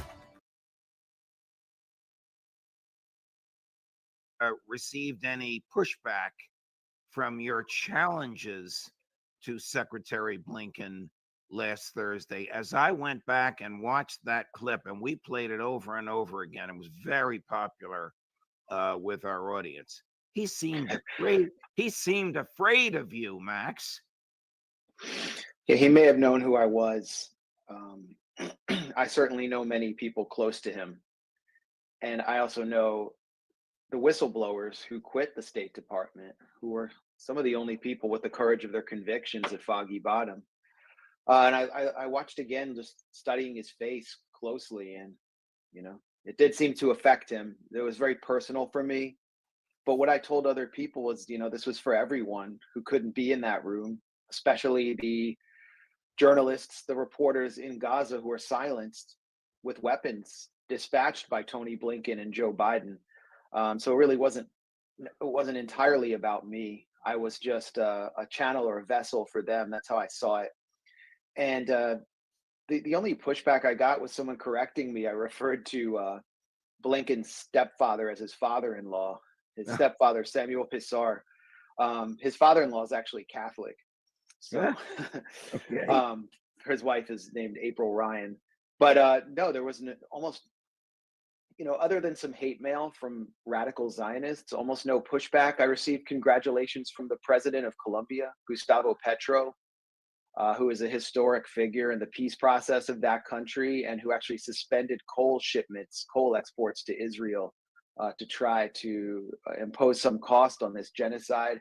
I've heard from around the world, from leaders, elected officials, journalists, some journalists who can't speak as directly as I could.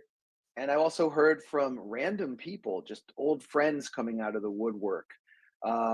My brother-in-law's soccer buddies were sharing the video. It was kind of like the shot heard around the world, and it spoke for so many people because, as I said in our last discussion, Blinken is singularly identified with the Gaza policy of the Biden administration, Right. and they carried out the Holocaust of our time. So Blinken is just so widely hated and reviled despite his dour demeanor and puppy dog eyes and attempts to play muddy waters.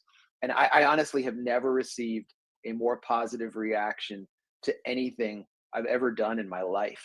Well, which wasn't the reason I did it. You have my, this, sincere congratulations, my praise, and my admiration for your intellect, for your intellectual honesty, and for your courage. Do you think that Thank you. And Netanyahu? one more thing, Judge. Just one more thing quickly, which is that, you're one of the few people who actually asked to interview me about it. And that speaks volumes about our mainstream media. Wow. I would have thought they would have lined up to interview. I think ours was the first interview you did, and I was surprised and thrilled. I thought they would have lined up to interview you. Yeah, exactly. I should be doing Al Jazeera today, but even in Al Jazeera English's coverage, I don't even think they named me. You saw CNN declaring that they don't know who I am. But you had State Department reporters from AP and elsewhere who didn't interview me, who were in the same room. And I wonder why that is and why they didn't want to quote me. I think the reason is obvious. And, something I learned was that the day before, after Matthew Miller's, the smirking press secretary's last briefing, he actually went out to drinks with the whole press pool. So no one was going to confront them in the way that the public wanted and that the public deserved. Right. Do you think that the fears articulated in Haaretz this morning and in some of the Western press that Netanyahu will try to sabotage the ceasefire deal between Israel and the Palestinians are well grounded? Absolutely. Netanyahu himself has said that he insists on the right to go back in. He sees this as a pause. And one of the reasons why, although Hamas agreed to the terms in May, one sticking point for them was that, you give up your collateral in the form of your human collateral in the form of these captives. That gives Netanyahu all the latitude he needs to go back in.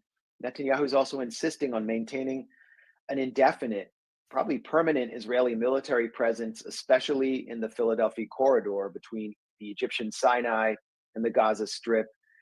This is something in phase 2 that's supposed to be removed, but the Israeli military, the whole military intelligence apparatus of Israel, believes they have to be there to prevent Hamas from rearming and reconstituting itself as a military fighting force. And Mike Waltz, Trump's NSC advisor, has stated that Netanyahu should have all the latitude he wants to go back in. I don't think there's going to be a whole lot holding Netanyahu back from sabotaging a permanent ceasefire, except whatever restraint the factions inside Gaza exercise. Is the ceasefire just an inauguration temporary move, an inauguration pause? We'll see. I mean, it definitely has political utility for Trump, who touted it repeatedly in his inaugural address today. But both sides are exhausted, and the Israeli Reservist Corps is exhausted and heavily depleted. They have been having entire units just simply not show up, just completely dissolve. And I think that's one thing that will be holding back the Israeli Infantry Corps. If Israel does something to sabotage the ceasefire, I think it'll be done primarily with air power. And if they use any military forces, it'll be special forces on the ground. But they're trying to maintain these de facto bases, like the Netzarim corridor, which cuts off the north from central and southern Gaza. There's also a political instability inside Israel. I mean, right now you have Gideon Sar from this, what is it called, like the Dream Party, but he's really a Likudnik who was a former deputy of Netanyahu, used to be seen as a potential rival of Netanyahu. He's come into the coalition to prop it up, but the coalition, is still less stable. And you also have socially, the religious nationalist movement in Israel, which served on the front lines. They were the ones that you would see on the front lines in the reservist corps of the Israeli military. It's why you saw so many horrific videos of men like holding Torahs and Hanukkah menorahs in destroyed neighborhoods and destroyed homes, and really injecting the whole genocide religious messianic fervor. They served heavily in this. They died. A lot of them died, suffered grievous injuries, while the ultra-Orthodox did not serve. And they feel like they deserve some kind of payback. And so what they wanted, what they thought they were going to get from this coalition, from Ben-Gvir and Smotrich, who had Netanyahu under their sway, was annexation of northern Gaza, north of the Netzarim corridor, and the ability to reestablish settlements. And that's not happening as a result of this ceasefire. So there's going to be pressure on Netanyahu's coalition from the right and from the center, which is currently kind of holding it together with Ben-Gvir leaving. Does Netanyahu need to sabotage the ceasefire in order to keep Smotrich and Ben-Gvir from leaving, and thus in order to stay as prime minister? Ben-Gvir is gone, and there's a lot of support for the ceasefire for now. It's really the Israeli military intelligence apparatus. It's not just Netanyahu, it's the whole military intelligence apparatus that sees the removal of Israeli troops from Gaza as a recipe for another October 7th. Wow. And as we can see from the images. Well, why did they agree to it? Why did they agree to it then? Because the US finally applied pressure, and because they felt like they had achieved as much of their objectives as possible in Gaza.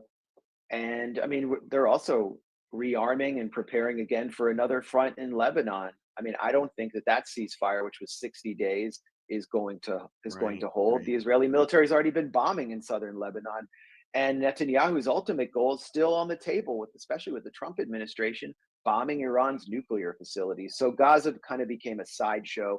As I mentioned, the exhaustion of the Israeli public.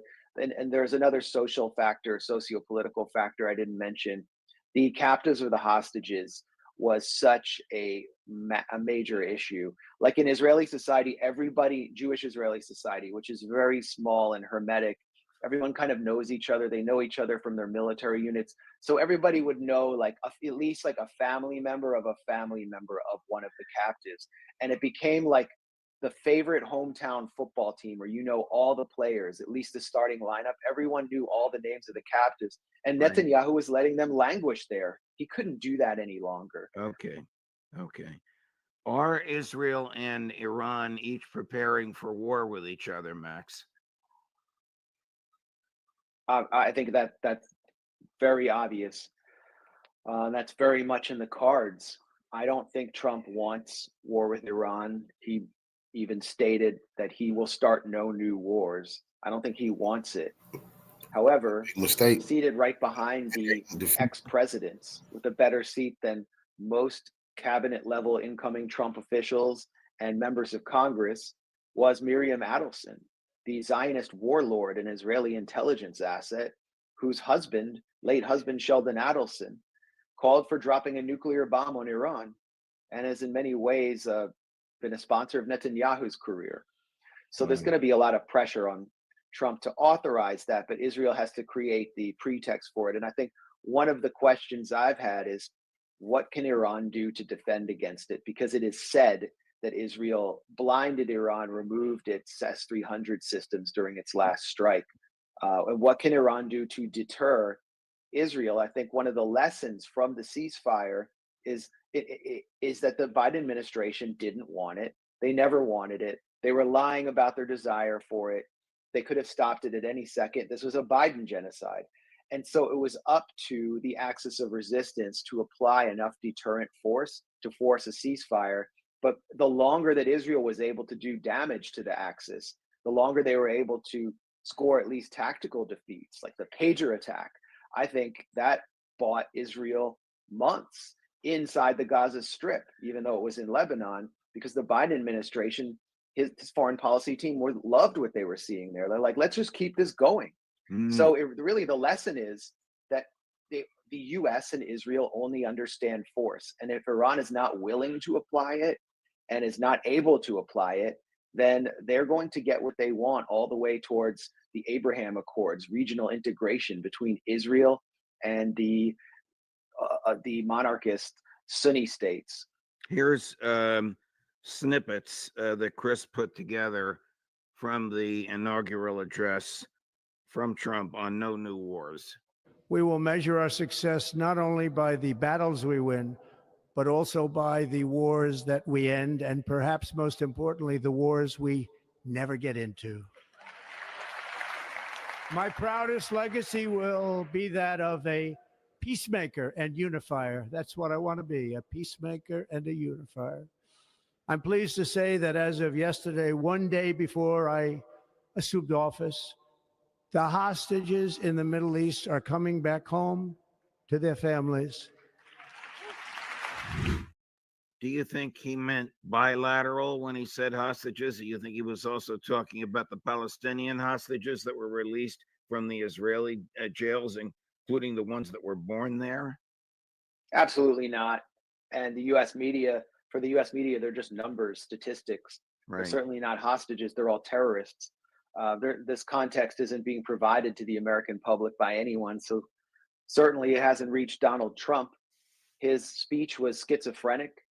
He said that he wanted to be a uniter, but there was some very divisive rhetoric in his speech, basically referring to it as deliverance from the other powerful political faction in the US. I thought it was a very dark and gloomy speech, during the course of which he never smiled once. Yeah, it was. It was free of the kind of poetic abstractions and historical allusions that we've come to expect from inaugural addresses. It was also less coherent than Trump's 2016 address, which was crafted by Steve Bannon, who doesn't seem to be in Trump's camp and is aligned against the AI tech warlords who are seated prominently, especially Elon Musk. But the most schizophrenic part was Trump's pledge to be a peacemaker, when at the same time he invoked the legacy of William McKinley as his lodestar, the lodestar of his foreign policy. William McKinley was one of the worst American presidents in history, next to some of the presidents who were seated beside Donald Trump. He was a fanatically imperialist president. I would have loved to have heard Trump invoke the legacy of William Jennings Bryan, his opponent, who was a silver-tongued populist and anti-imperialist. But Trump chose McKinley, who sought to colonize the Western Hemisphere along the lines of a kind of Monroeist vision, the same vision that John Bolton embraced during the first Trump administration. And ironic, I don't know, another dark aspect is that William McKinley was popped in the head by an anarchist assassin because he was such a tool of big business, such a union buster, and such an imperialist. And Trump invoked McKinley to pledge to basically take over Greenland, threaten war with Panama to take the Panama Canal, and threaten Mexico. And there's always been this kind of invasion of Mexico on the table.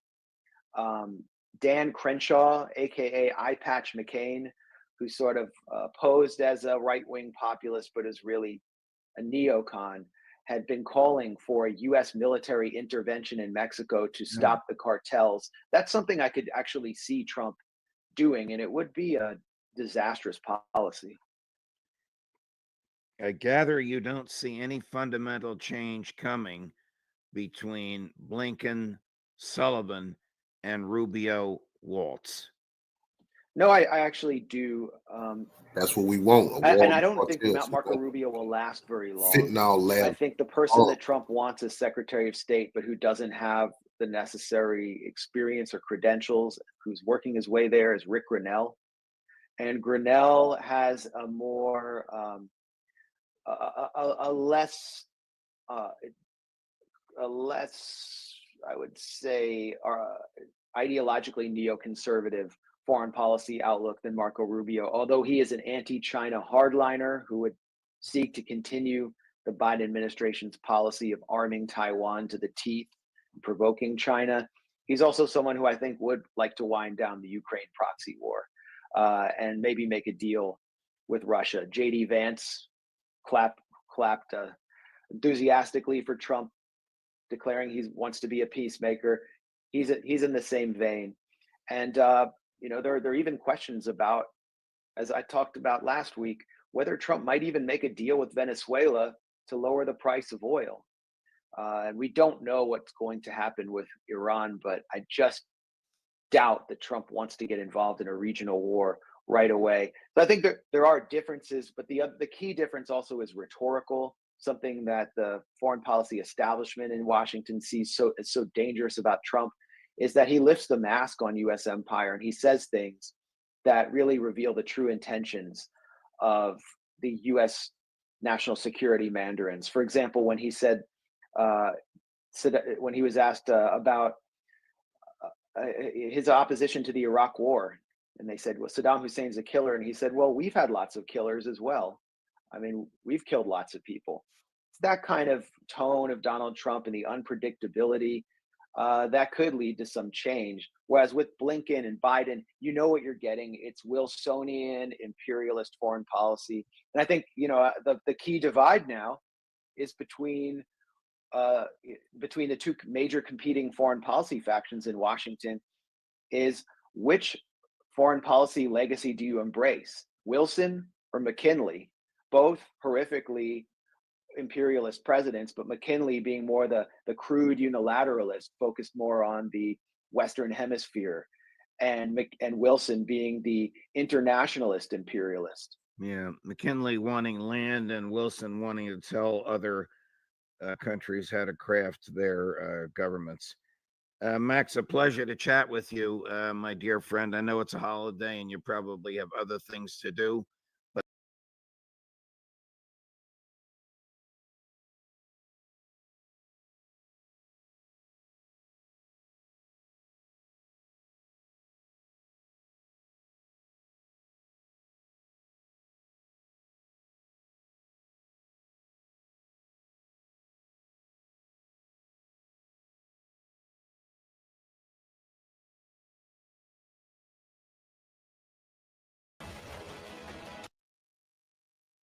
Palestinians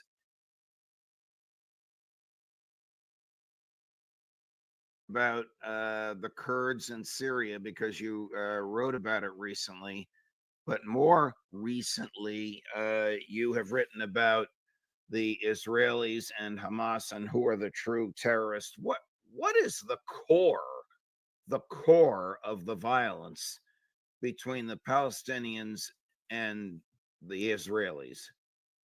I like to deal with facts, Judge, not perceptions, not opinions. Let's just look at the raw numbers.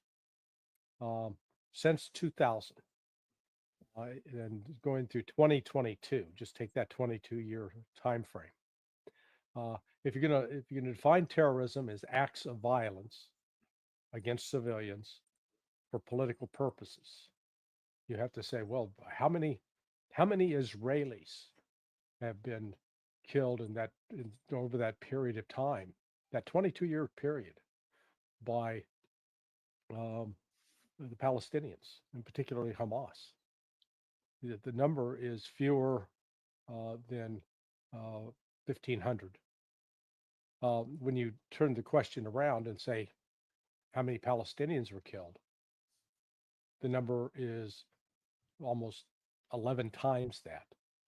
So in other words, for every single Israeli that ever died in a terrorist attack, 11 Palestinians died in a terrorist attack by Israel.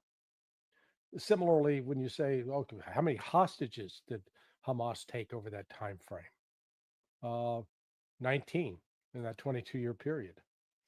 Well, and then you asked the correct question in a note to me yesterday about what's the difference between a hostage and a prisoner. And it's just like whoever gets to write the history books, that's who, they get to define who's who. Because during that period, that same period of 19 Israelis being taken hostage, almost 28,000 Palestinians were grabbed off the street, taken to prison, locked up, not provided due process, not presented with charges, and not going to court. So they were hostages as well. It was official hostage taking. So again, just by those numbers. And then once we go to October 7th and move forward, instead of 11 Palestinians dying for every Israeli, that number jumps to 50, 60 Palestinians dying for every Israelis that died. So just on numbers alone, the Palestinians are the victims. They're not the perpetrators, as they are often portrayed in the West. And I know people can get upset. And I had a dear Jewish friend write me. He said, well, what about, how about if it's unprovoked? Well, let's start with unprovoked. There was no justification in Israel. Let's just assume that, you had these, I think the number was 652 total terrorist attacks between 2000 and 2022. And so 652 terrorist attacks. So let's say that there were 2 perpetrators for each of those attacks. That'd be 1,200 people. Why do you grab 28,000 folks, put them in prison, torture them, deprive them of their rights with no due process? So that's, like I said, this is just completely out of whack. It's unprovoked. And really the thing that's driving this is religious extremism. And it's often presented that it's Muslim religious extremism driving it. But in this case, it's those who believe that the Jews are entitled to take all of the land of Israel from the Nile River to the Euphrates River, and that any Arab, any Druze, any Kurd, any Turk who's in there, they are Amalek, they are evil, they are to be destroyed because this all belongs to Israel. That belief is driving this entire madness. That belief and acting upon it is the core of the dispute between the Palestinians and Israelis. The Israeli belief that God the Father gave this land to them and their descendants, and whoever has lived there in the interim has to go or be killed. Yeah. Well, in fact, you go back and reconstruct it. Initially the promises were made to the 12 tribes of Israel. Well, 10 of those tribes disappeared after they were conquered, basically through, I think it was the Assyrians that took them out back in the day. So, you wound up with just 2 of the remaining tribes. But again, they insist that this is a covenant that God made with them. And, it's not just Jews who believe that. You've got a lot of Christians, evangelical Christians in particular, yes, who subscribe to that. Yes. And therefore justify Israel committing all these Zionists. I don't want to necessarily label it as Israeli, but it is Zionist, committing all sorts of atrocities and genocide People against like Palestinians. people like Mike Huckabee, Mike Johnson, the Speaker of the House of Representatives, they belong to this Christian nationalism, which believes that Israel was given by God the Father to the present day Israelis and Right. presumably to all of their successors. Why No, did Hamas take hostages on October 7th? the same reason they've been taking hostages over the last 25 years, to secure the release of the thousands of Palestinians. They've been pretty effective at they'll give up one hostage for 100 other prisoners. But it speaks to the fact that there are so many Palestinians rotting away inside Israeli prisons, and they're not being held in humane conditions. And there's valid, credible evidence that these Zionist prison guards have been raping the Palestinian prisoners. So, the Hamas in particular, they're trying not to forget and leave people behind. They're trying to say, we have your back, and we will get you out. So that's why they take hostages. I'm not advocating the taking of hostages because, Right. oftentimes it really hasn't panned out. But I worked the whole Beirut, Lebanon American hostage crisis back in when I was the state from 1989 until they came out in 1992. And so this has been a tradition over there of taking hostages in order to try to wrest concessions from the people who are in political power, and often the United States or Israel. From the facts and the numbers alone, not from the emotion or the politics, is there any question about which group is the greater perpetrator of terrorism, the Israelis or the Palestinians? No, it's Israel, hands down. I mean, just the numbers. One of the numbers collected that I was just stunned is that since 1967, 800,000 Palestinians have been picked up and put in Israeli prisons. 800,000. Wow. As a percentage of total Palestinian population, that's getting somewhere upward around 45%. I mean, it's an astonishing number. And then when you add to that the number of Palestinians that have been killed, it's one thing if an Israeli soldier is out confronting a Hamas fighter and, both are wearing uniforms and they're blazing away, but that's not what's happened. Israel has been dropping bombs indiscriminately, and they always use the excuse, that Hamas is using human shields. But think about this. If Hamas had no regard for civilian lives, how is it that these hostages are still alive? They've taken pains in the face of horrific attacks to protect and preserve the lives of these Israeli hostages. And, again, I'm not saying that they were right in doing so, but I now understand why they did it, because they saw for every Israeli hostage that they could take, they might get 100, 200 of their brothers and sisters that have been illegally detained and put into Israeli prisons. So, I mean, nobody's hands on this are clean on either side. Does Hamas use civilians as human shields? No, I think that's an Israeli excuse.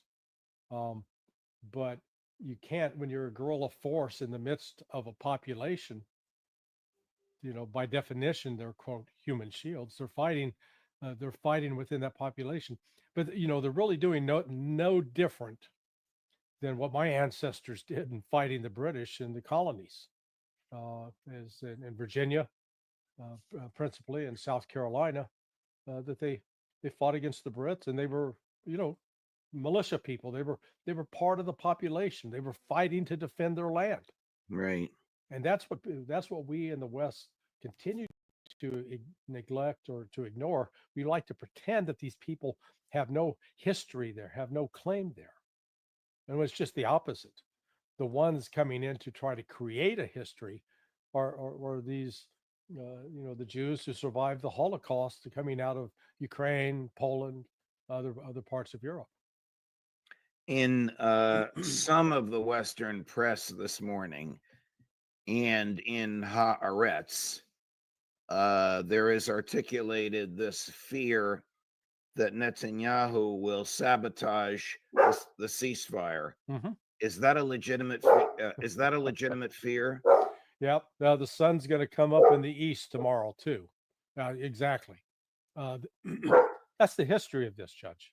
You go back. The Second Intifada, which went from roughly 2000 to 2005, was settled by an agreement, Sharm el-Sheikh agreement, I believe it was signed between Mahmoud Abbas and Ariel Sharon. Well, how'd that last? Well, it didn't. And I think Netanyahu is going to be looking for any pretext possible to return to the fight. But again, can we at least objectively step back and look at how did Israel do by having the most powerful military in the Middle East, supposedly, and fighting against a force that didn't have any kind of heavy armament, no tanks, no artillery, no air cover, no air defense systems. And yet after 15 months, Israel was not able to vanquish them.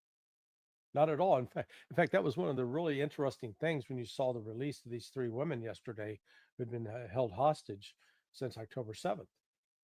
They were surrounded by Hamas fighters who are fully decked out in the military gear carrying weapons.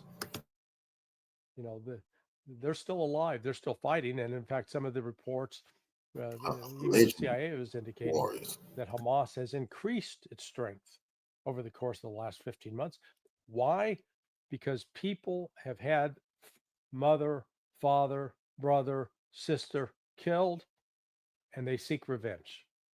That is a powerful, powerful motive. Talk to me about the Kurds, the Turks, and Syria. Boy. We only have a few minutes. I know. Yeah, give me an hour here. The Turks and Kurds have been going at it for, let's see, we're now the 21st century, about 10 centuries. So there's been, the Kurds are a problem because they are a distinct ethnic group. They are primarily Sunni Muslim, but they inhabit parts of Turkey, parts of Syria, and parts of Iran. They're in all these different countries, and yet they share a common ethnicity, a common heritage, a common language. Now, this also puts to lie this thing about the Muslims or this monolith that they're going to take over the world, because here you have the Turks who are Sunni Muslims, the Kurds who are Sunni Muslims.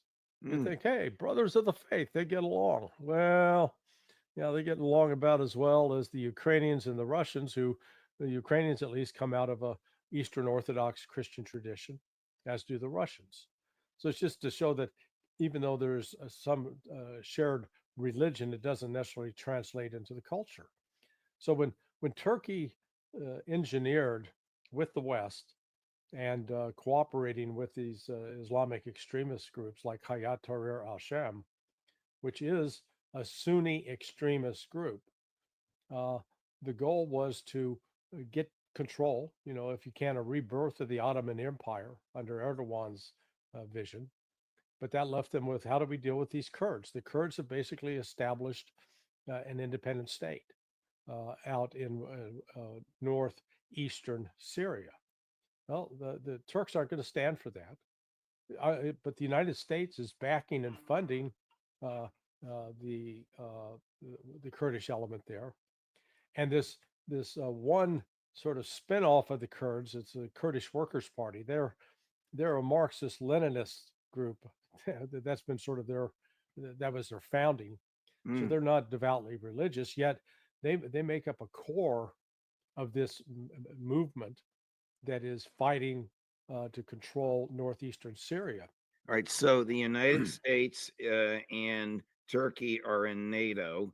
Yep. The United States and the Kurds are allies, and the Kurds and Turkey are mortal, and the Turks are mortal enemies. You Yes. figure that out. Yeah, well, and let's not forget that in the early days with the PKK, the Kurdistan Workers Party, they were receiving funding and support from Greece. Remember, Greece and Turkey were also their partners in NATO, but Greece was actively working. It had a significant covert action program to support the Kurds and using it to attack and weaken the Turks. So what the Turks now face, as the United States faces, is are they going to go to war with the Kurds and risk a war with the United States? And is the United States even willing to risk that war? Are we going to back the Kurds no matter what? As long as it takes, or are we going to say, oh, never mind, you're not that important to us? So it's just one more little issue that Donald Trump's going to be dealing with after he is sworn in here in about the next 30 minutes. Last subject matter. Can Trump pressure Putin to end the special military operation in Ukraine? He's got one way to do that. He announces Ukraine will not be part of NATO, never will be. He withdraws, cuts off all funding to Ukraine immediately, and withdraws U.S. military presence from Ukraine, including CIA personnel. Well, that would be almost too good to be true, Larry. But that would give him leverage with Putin, because he said, okay, it's essentially said, I'm putting my gun down, I'm throwing away my ammunition, let's talk. At that point, Putin couldn't say, okay, we're still facing a threat. He'd go, okay. And I actually think that would work. Right.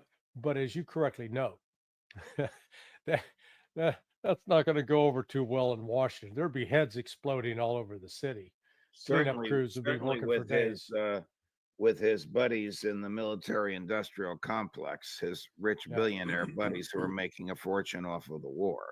Yeah, and that's, war has been big business in the United States.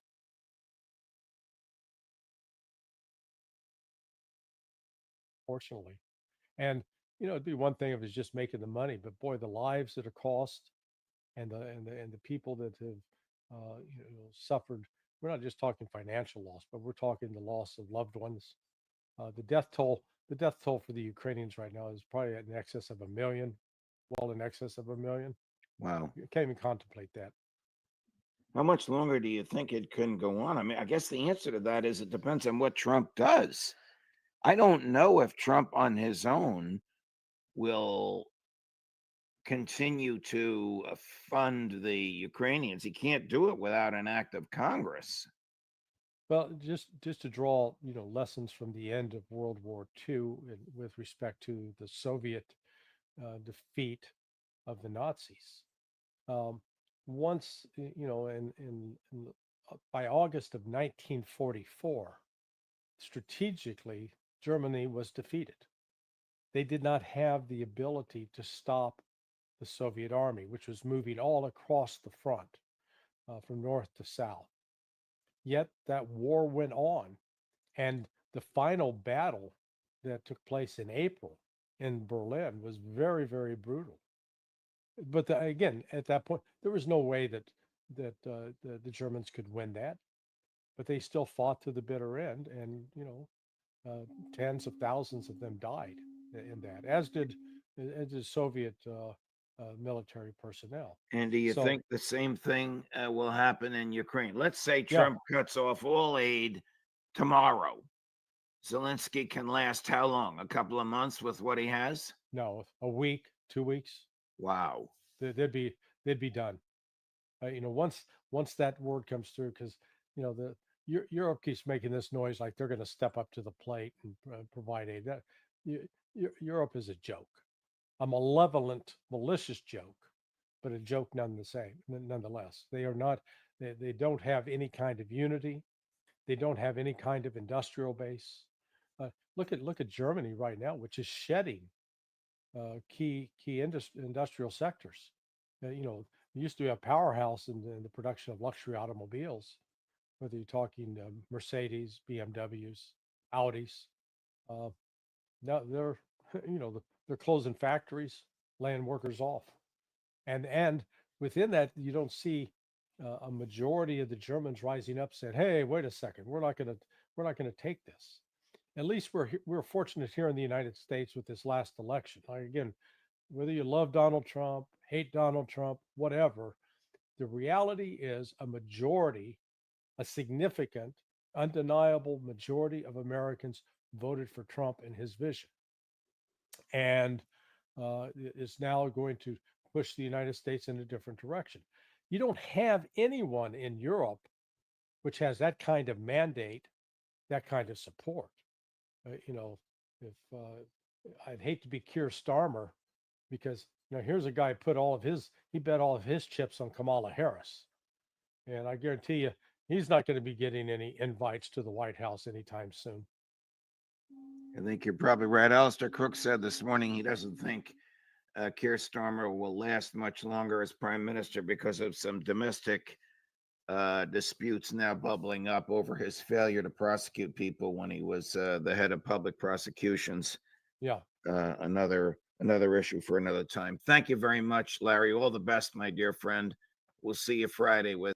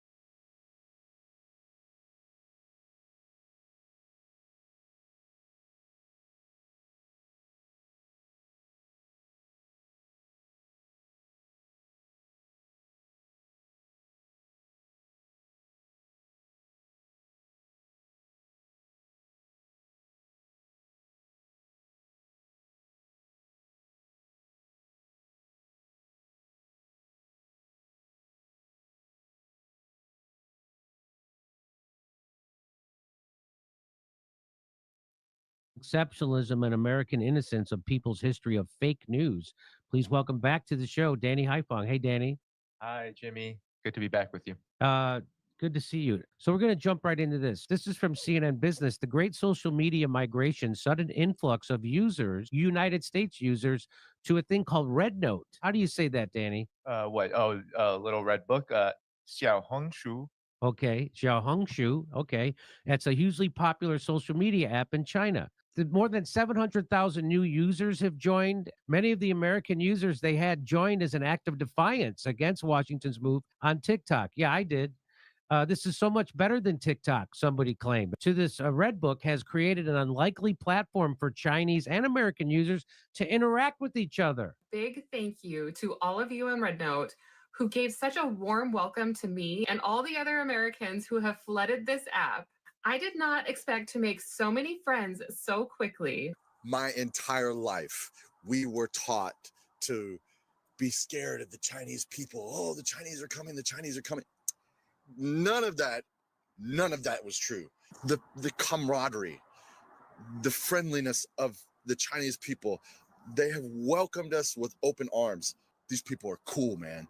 So when people are finding out is that, oh my God, Chinese people are just like us. We have been fed so much bullshit. The amount of money that they have to spend on groceries, for example, is peanuts compared to what we pay here in Canada. And I'm sure the same in the US. It's like night and day. Their world there is so much better than the way they portray it. Now, Danny, let me bring you in because you've been on this show before, and there was always people in the comments saying that this guy's just a propagandist for China. So let me just give you a chance. Go ahead and respond to that. Well, I don't want to say it, but I will say it. I mean, I told you so to those who were questioning me. And that's the only reason they turned TikTok back on. Because Americans, but it's too late. You can't put the genie back in the bottle. You can't reverse it. Americans have found out they're being ripped off. It's a sham. You're not living the best life of everybody in the world.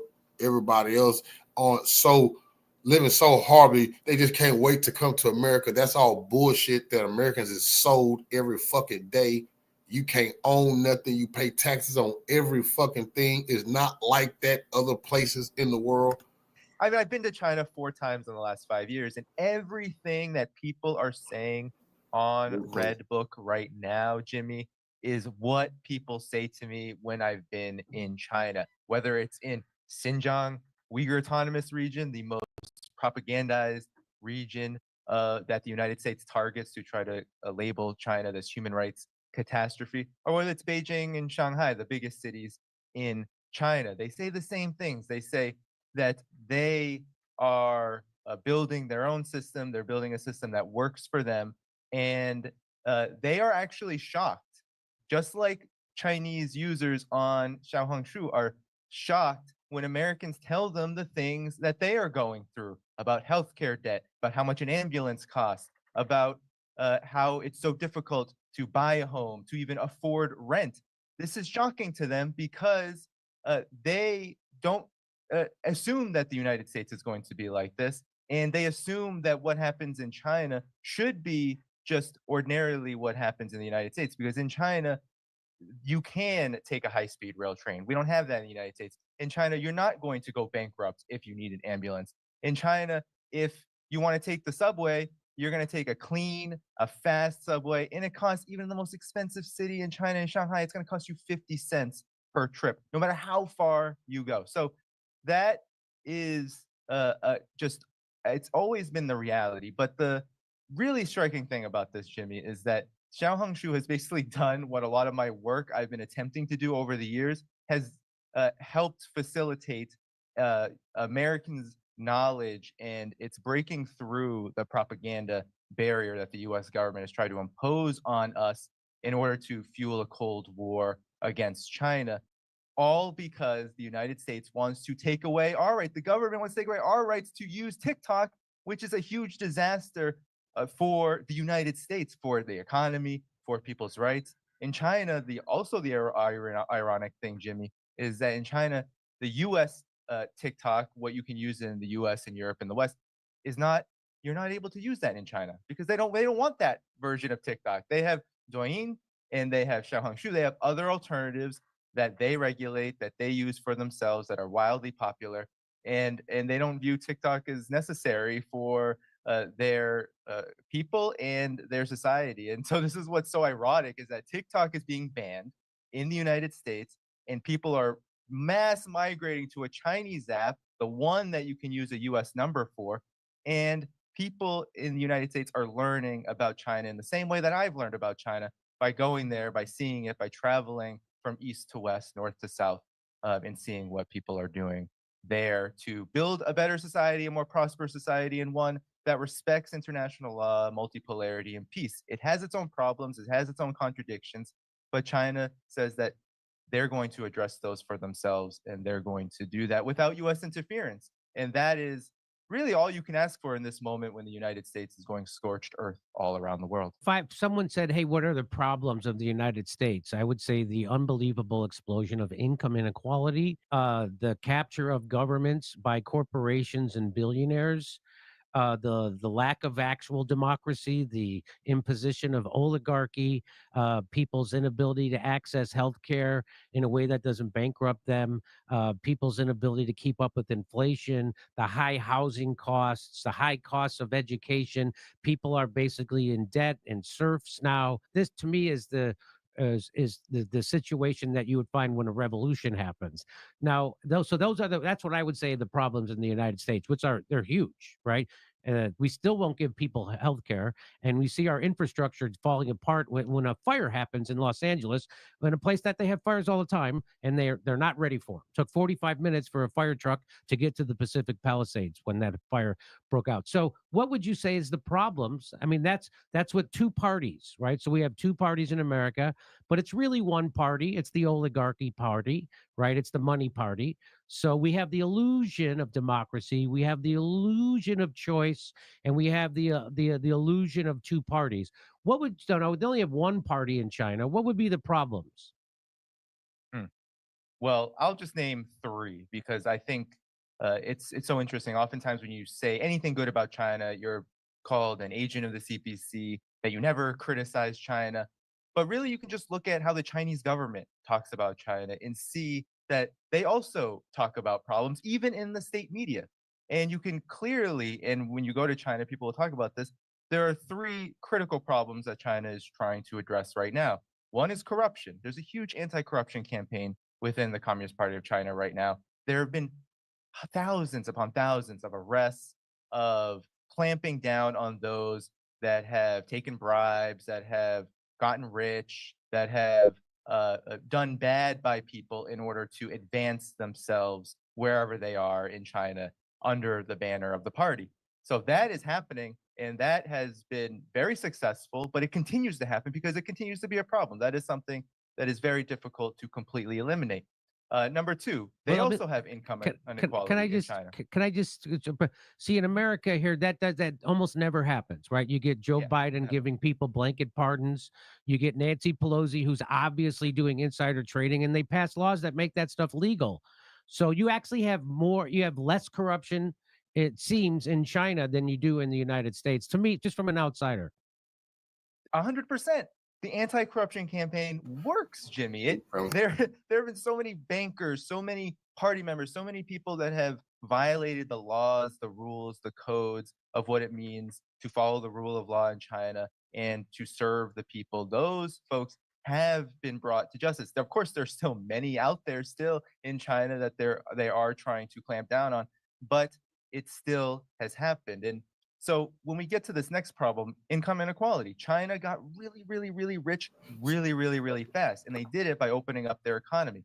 That led to a certain level of inequality between those that benefited the most and those that benefited less. Everyone's standard of living, just look at the graphs, look at what the UN says about poverty alleviation, look at the income graphs. You can see that everyone in China over the last 40 years has had their standard of living increase, but it has not been equal, of course. And so right now, China is trying to address common prosperity. They are trying to address the problem of what it means to have rich people that have more money, maybe more wealth than those who do not. And that is the second problem. The third problem, of course, that many people know about is the environment. Massive industrialization, rapid industrialization led to pollution, smog, and difficult living conditions in some of the biggest and most industrialized cities. That problem is quickly becoming one that is close to being solved because of China's massive investments. I mean, I know you're in California, Jimmy. I know they talk a lot about renewable energy there. I'm on the East Coast, we're in the coastal parts of the United States. They talk a lot about renewable energy, with solar panels, windmills, those kind of things. In China, they invest so much in this to the point where 100% of the buses are electric, 70% of the cars are electric, 47,000 kilometers of high-speed rail, and pollution has reduced dramatically to the point where you have former diplomats like Eric Solheim, for example, who can go to China now. He's been traveling to China for decades. He says, in 1990s, he couldn't run in Beijing without a mask and without, feeling like he was going to collapse from the pollution. Now the skies are blue and the air is much more clean to breathe because of this investment. So China has that problem still, though, because they're still a massively industrializing country that uses a lot of coal. So these are the issues that China, just three of them, that China still is needing to address. But the difference, Jimmy, and I think this is what people are learning on Red Book, Little Red Book, Xiaohongshu, is that they are addressing it. They are actually attempting to resolve problems that are massively difficult to address in a world situation that we find ourselves in. So, is there a homeless problem in China? Well, Jimmy, in China, there are people who it's a much different kind of society. So if people know the layout of China and its history, they know it used to be one of the poorest countries in the world, and most of the population was rural. So most people lived in the countryside. Most people lived on their land.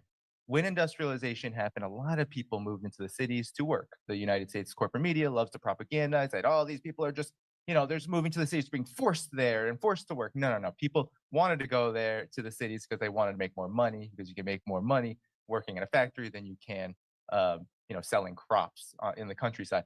So when that happened, there was, of course, an imbalance. China had to create a housing system called Hoku. And what China did, though, was they ensured that people who came from the countryside always had their land. They never took away their land. They never said, you can't have your land anymore. The land, especially in the rural areas, is people's property. So people always have a place to go back to. China's homeless problem is very, very small. And to someone from the United States, it probably looks like zero. Why? Because China does not believe in the idea of sleeping rough, like they say in the UK or in the United States, people who sleep outside, street homeless. You will not find that in China because China does have a relatively robust social services system, and they encourage people who are migrating from the rural areas into the cities, either one, to canteen with factories, which is a very common thing. A lot of Chinese factories will put people up for their jobs, or they encourage people to travel back and travel back to the countryside during Spring Festival, during the off seasons when they're not working in the cities, and to live in the countryside. But until they can, this is another problem I didn't talk about, Jimmy, until there is an even level of development between the rural areas and the urban areas, a very difficult task, but one that is China is very committed to. That problem will not 100% go away. But truthfully, there is not a homelessness problem in China. It is something that exists, but it's very small. It's nothing to the level of the United States. What was the increase this year, Jimmy? 24%, 18%? I forget what the number is. Something astronomical in the last year alone. Homelessness rose under the Biden administration. Every year under the Biden administration, it has risen. That is something that would be unacceptable in China. If the homelessness rate was going up, up, up, up, up every single year, Xi Jinping, all the way down to the lowest levels of government, their heads would be rolling. They would not be in power anymore. That is just something that isn't acceptable. People in China, when I go there, they are shocked. They ask me, it's like, this is very scary that you have people sleeping outside. Very scary that you have people who have nothing, no help, no assistance, that they're struggling with their mental health. Nobody's trying to help them. There's no resources. That's something that is very shocking, I think, in China. And Xiaohong Shu, again, is showing that. I think we're probably going to see a lot of videos come up on that platform from Americans, and Chinese users be very shocked. Well, because that was the thing that I remember one of the first times we talked. I was saying this one party rule, it's got to be horrible, and one party rule. Of course, we have the same thing here in the United States, basically, and it's oligarchy rule, and the both parties agree on the most horrible of things. But you pointed out to me that if there's a problem, now you know who to blame. In America, they're doing it right now at the LA fires, right? That Jen Psaki's doing videos on MSNBC and blaming Elon Musk and Donald Trump. And meanwhile, it's the Governor Newsom and Karen Bass who are in charge. And then we have people going on talk shows saying it's not their fault. They're doing a great job. It's not so. But in China, there's only one party to blame. And so consequently, people do get held accountable for things and heads do roll, right? Oh, of course. I mean, even during COVID, right? That before we knew what COVID-19, all of that was, during the initial period in Wuhan, a lot of local officials were sacked. Not because they necessarily did something terribly wrong, but because something went wrong, and during that early novel coronavirus period, and they immediately took action and said, well, your leadership wasn't quick enough, you didn't respond quick enough, you're gone. And this is something that happens all the time, especially at the local level, because this is where corruption in China, the anti-corruption campaign, really hones in on, because it's much easier than at the central government level, at the higher levels of government, provincial, etc.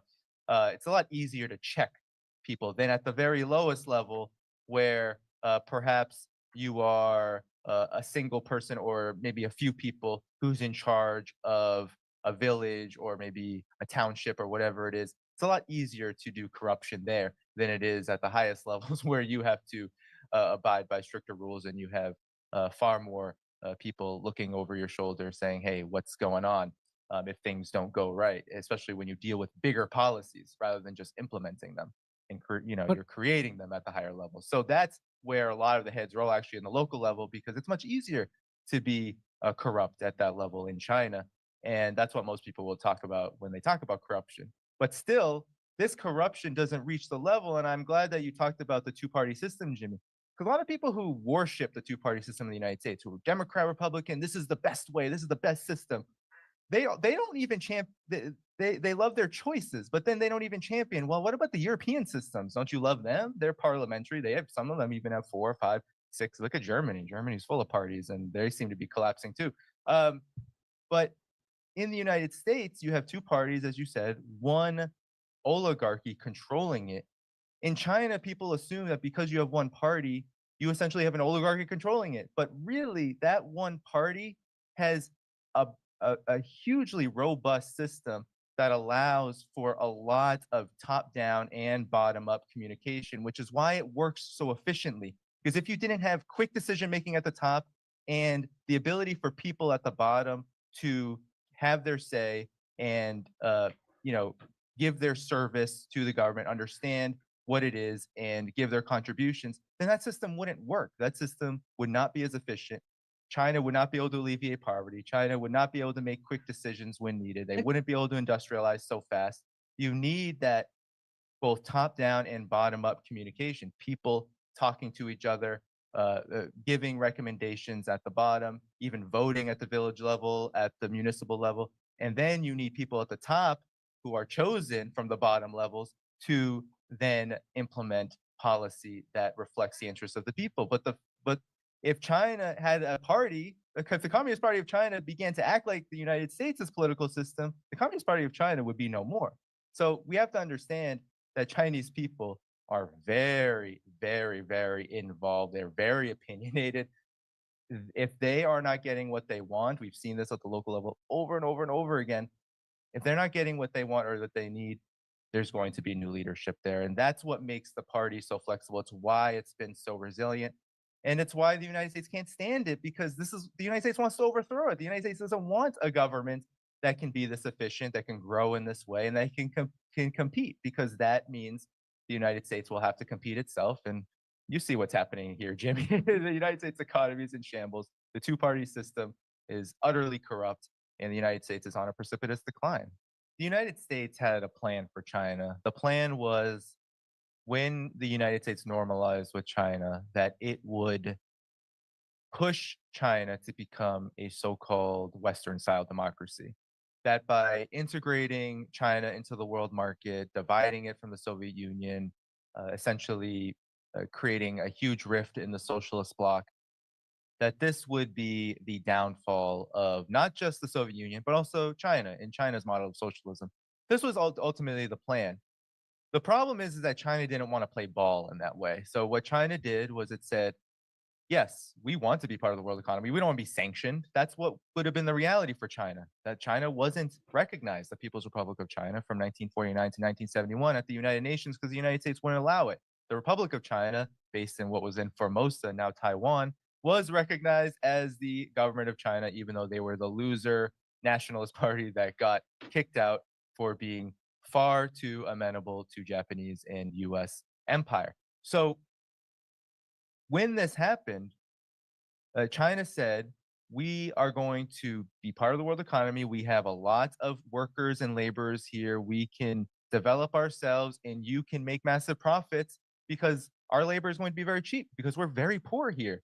But we are not going to allow you to keep us poor. We're not going to let you turn us into some kind of neo-colony, which is what most of the global South ended up becoming during the age of U.S. What is it called? The New American Century, the IMF, all of that. Japan imposing debt. we Japan, took them yes. down. Yeah. This is Mhm. exactly what happened. And China was very aware that this was going to be the plan. So what they did is say, well, no, we will open up, but it's going to have to be fair. This is what you hear it all the time, Kurt, Jimmy, you hear it all the time. What does Mike Pompeo, what does Marco Rubio, what do they always say? China's stealing our things. China is stealing our ideas, our patents, all this. No, what China said was, if you enter into a venture with our companies get to learn and understand what you are doing. This is just business. In order for you to use our capital, our labor, whatever it is, in order to reap your side of the profits, well, we want to learn. We want to understand what's going on. So they do. They learn. But it's still up to the Chinese people to do it better. It's still up to the Chinese people to compete and to form their own businesses. So that's what happened. And then China ended up doing better. And China ended up building businesses and companies in industries and moving fast. And now the United States is falling behind in so many different industries. You see this in electric vehicles. In China, I think there were a lot of frustrations over time because it's hard to lock down. It's hard to close the economies. I know in Shanghai, the frustrations were probably the highest. But truthfully, in China, the biggest priority and concern, regardless of what our feelings may be about the virus itself and what happened here and what happened, especially in the West, the biggest concern was ensuring that older people and things like that, and people like that, vulnerable people, didn't die. So people were actually, even though they knew, no one's happy about the massive inconvenience and the problems that occurred from it. Overall, I think they supported the government and still do.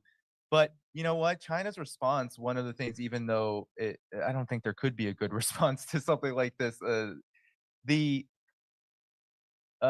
fact is that China was able to recover and bounce back far faster than anyone else. And I think the big reason for that was the government was ready and able and willing to ensure that people's livelihoods were not decimated through the crisis. And that's a big difference from the United States, where we saw so many people lose their jobs, their homes, their businesses, whatever it may be, because of the fact that the government said, okay, we're going to respond to this, but guess what? You're SHIT out of luck once it happens and after the fact. And, I don't think we've actually ever recovered from that economic crisis, contrary to what the Biden administration says. So, overall, though, China has learned how to do business from the capitalist market, from the US dominated capitalist market. And it ended up building an economy through various industries that, because it has a government, and people think this is bad, Marco Rubio, these guys, who knows what Donald Trump will say when he's finally in office, but it's unfair, right? Janet Yellen, it's unfair. Government subsidies. This is exactly what the United States did during World War II to ensure that the United States didn't end up in a Great Depression that lasted 30, 40, 50 years. That's what would have happened in the United States if the US government didn't say, we're going to pump our military industrial complex full of money, and we're going to allow that to ricochet all across the industries in the United States, the industrial heartland. And that will build jobs, and that will build what people thought was a middle class at that time. China essentially has done the same thing with its own characteristics. And now companies like BYD, and now its car industry, and now industries across the board just lead everything. 37 out of the 44 most advanced technologies are being led by China. And the semiconductor industry, even though it's still behind technically to Taiwan and all of that, it's going to win that race eventually too, if the United States keeps shooting itself in the foot like it's doing with TikTok.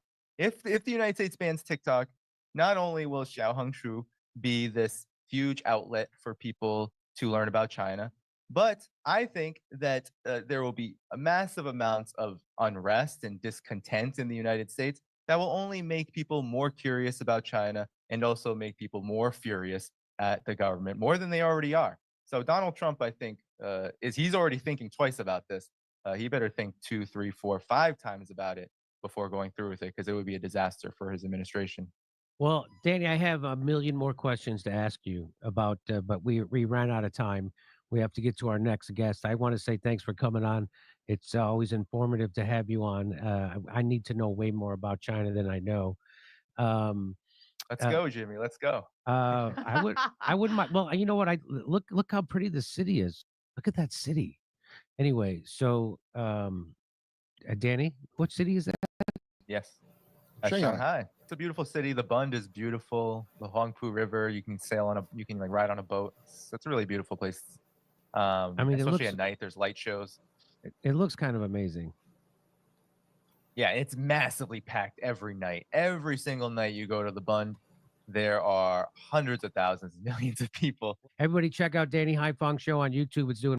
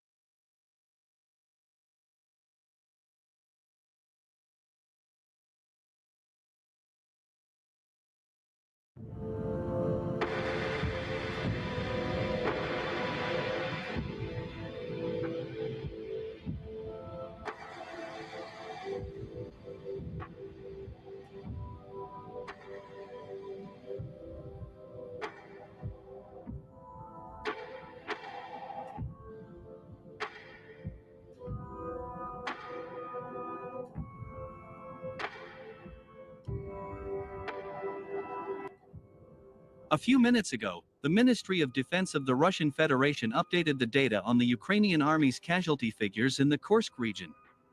So, according to the Russian Defense Ministry, as of January 20, 2025, the Ukrainian army's total losses in the Kursk region amounted to 52,670 soldiers, 180 armored personnel carriers, 240 infantry fighting vehicles, and 310 tanks. At the same time, the Russian military department notes that despite the catastrophic losses of the Ukrainian army in manpower and equipment, the Ukrainian High Military Command continues to transfer reserves to the area of the settlement of Sudza to slow down the advance of Russian troops.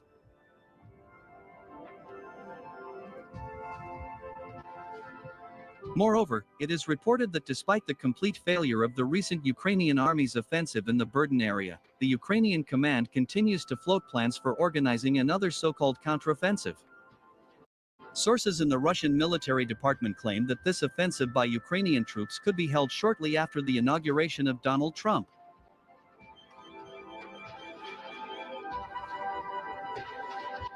A number of reputable Russian military experts also confirm that the Kiev regime will try to organize another so-called counteroffensive in the Kursk region. In particular, they said that before meeting with Donald Trump, it is important for the head of the Kiev regime, Volodymyr Zelensky, to show the new head of the White House that the Ukrainian army is still capable of conducting successful counteroffensive actions.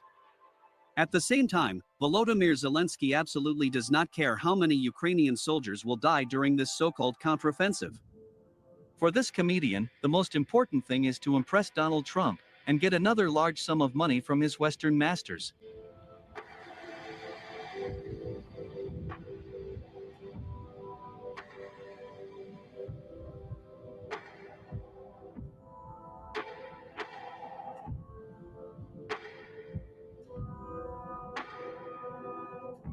Well-known military journalist and analyst, Yuri Podolyak, also said that he expects major battles to begin in the Kursk region after the inauguration of Donald Trump. Yes, judging by what is happening, the Kiev regime is preparing another offensive in the Kursk region, Yuri Podolyak said. At the same time, he expressed confidence that the Ukrainian army would once again suffer a crushing defeat, having lost thousands of soldiers killed and wounded.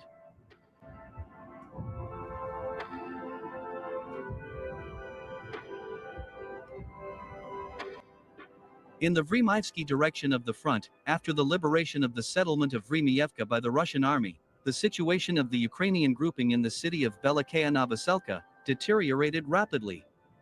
It is reported that the Russians launched an assault on the city from 5 sides at once. At the moment, Russian units have managed to enter the city from the south, east, and north.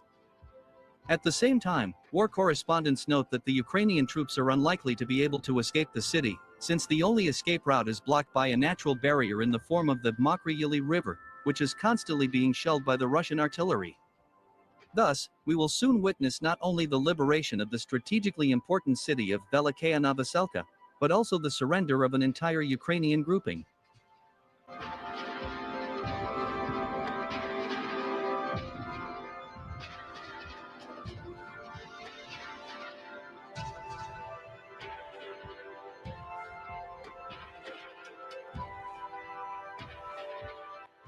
Meanwhile, war correspondents reported on another success of the Russian troops in the most important direction of the front, Pokrovsk. In particular, on January 19 at 9 a.m. Moscow time, war correspondents confirmed the liberation of the settlement of Kotlino by the Russian army. According to them, the liberation of this settlement allowed the Russian army to cut the railway, connecting cities such as Pokrovsk and Dnipro.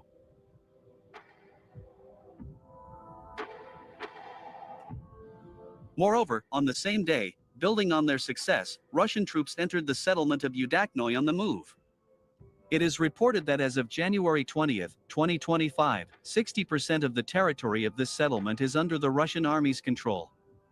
Thus, the Russian army has significantly reduced the distance to the border with the Dnipropetrovsk Oblast, and is located only 5 kilometers from this major region of eastern Ukraine.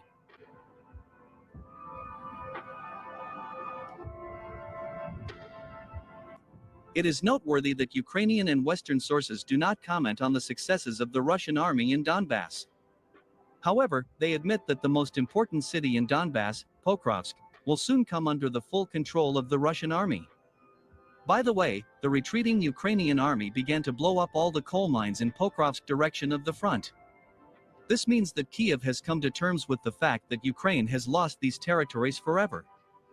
And all the slogans of Ukrainian propaganda that all the lost territories will be liberated are just an attempt to get more money from Western leaders.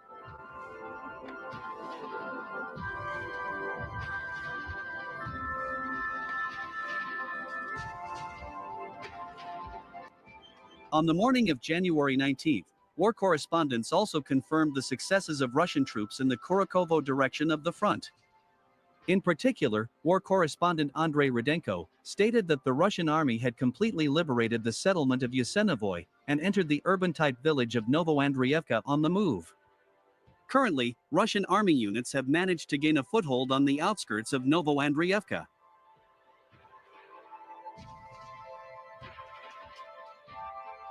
A member of the Civic Chamber of the Russian Federation, Vladimir Rogov, also confirmed the liberation of Yasenovoy. According to him, the Russian flag was raised over the settlement on January 19 at 11 a.m. Moscow time. Vladimir Rogov also thanked the Russian soldiers for continuing to liberate and return historical Russian lands to their native harbor.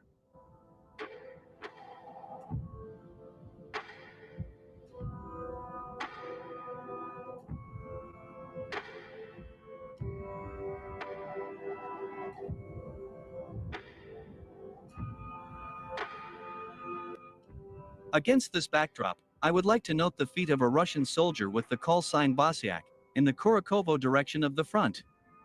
In particular, a few hours ago, the commander of the 110th Motorized Rifle Brigade of the Russian Army told journalists that during the storming of the city of Kurakovo, a Russian soldier with the call sign Bosyak single-handedly took an entire Ukrainian army unit prisoner. Yeah, legendary. According to him, this Russian soldier went towards the Ukrainian positions in the area of high-rise buildings.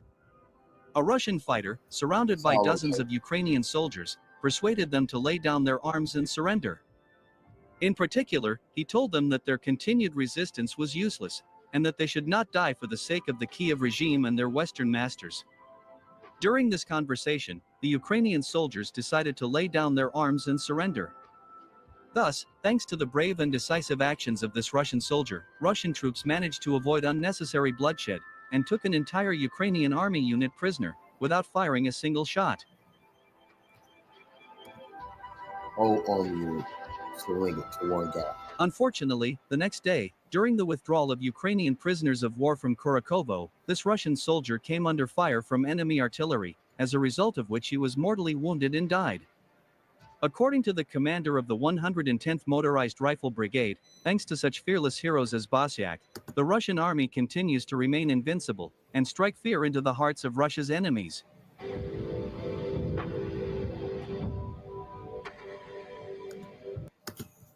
Kofi, follow me.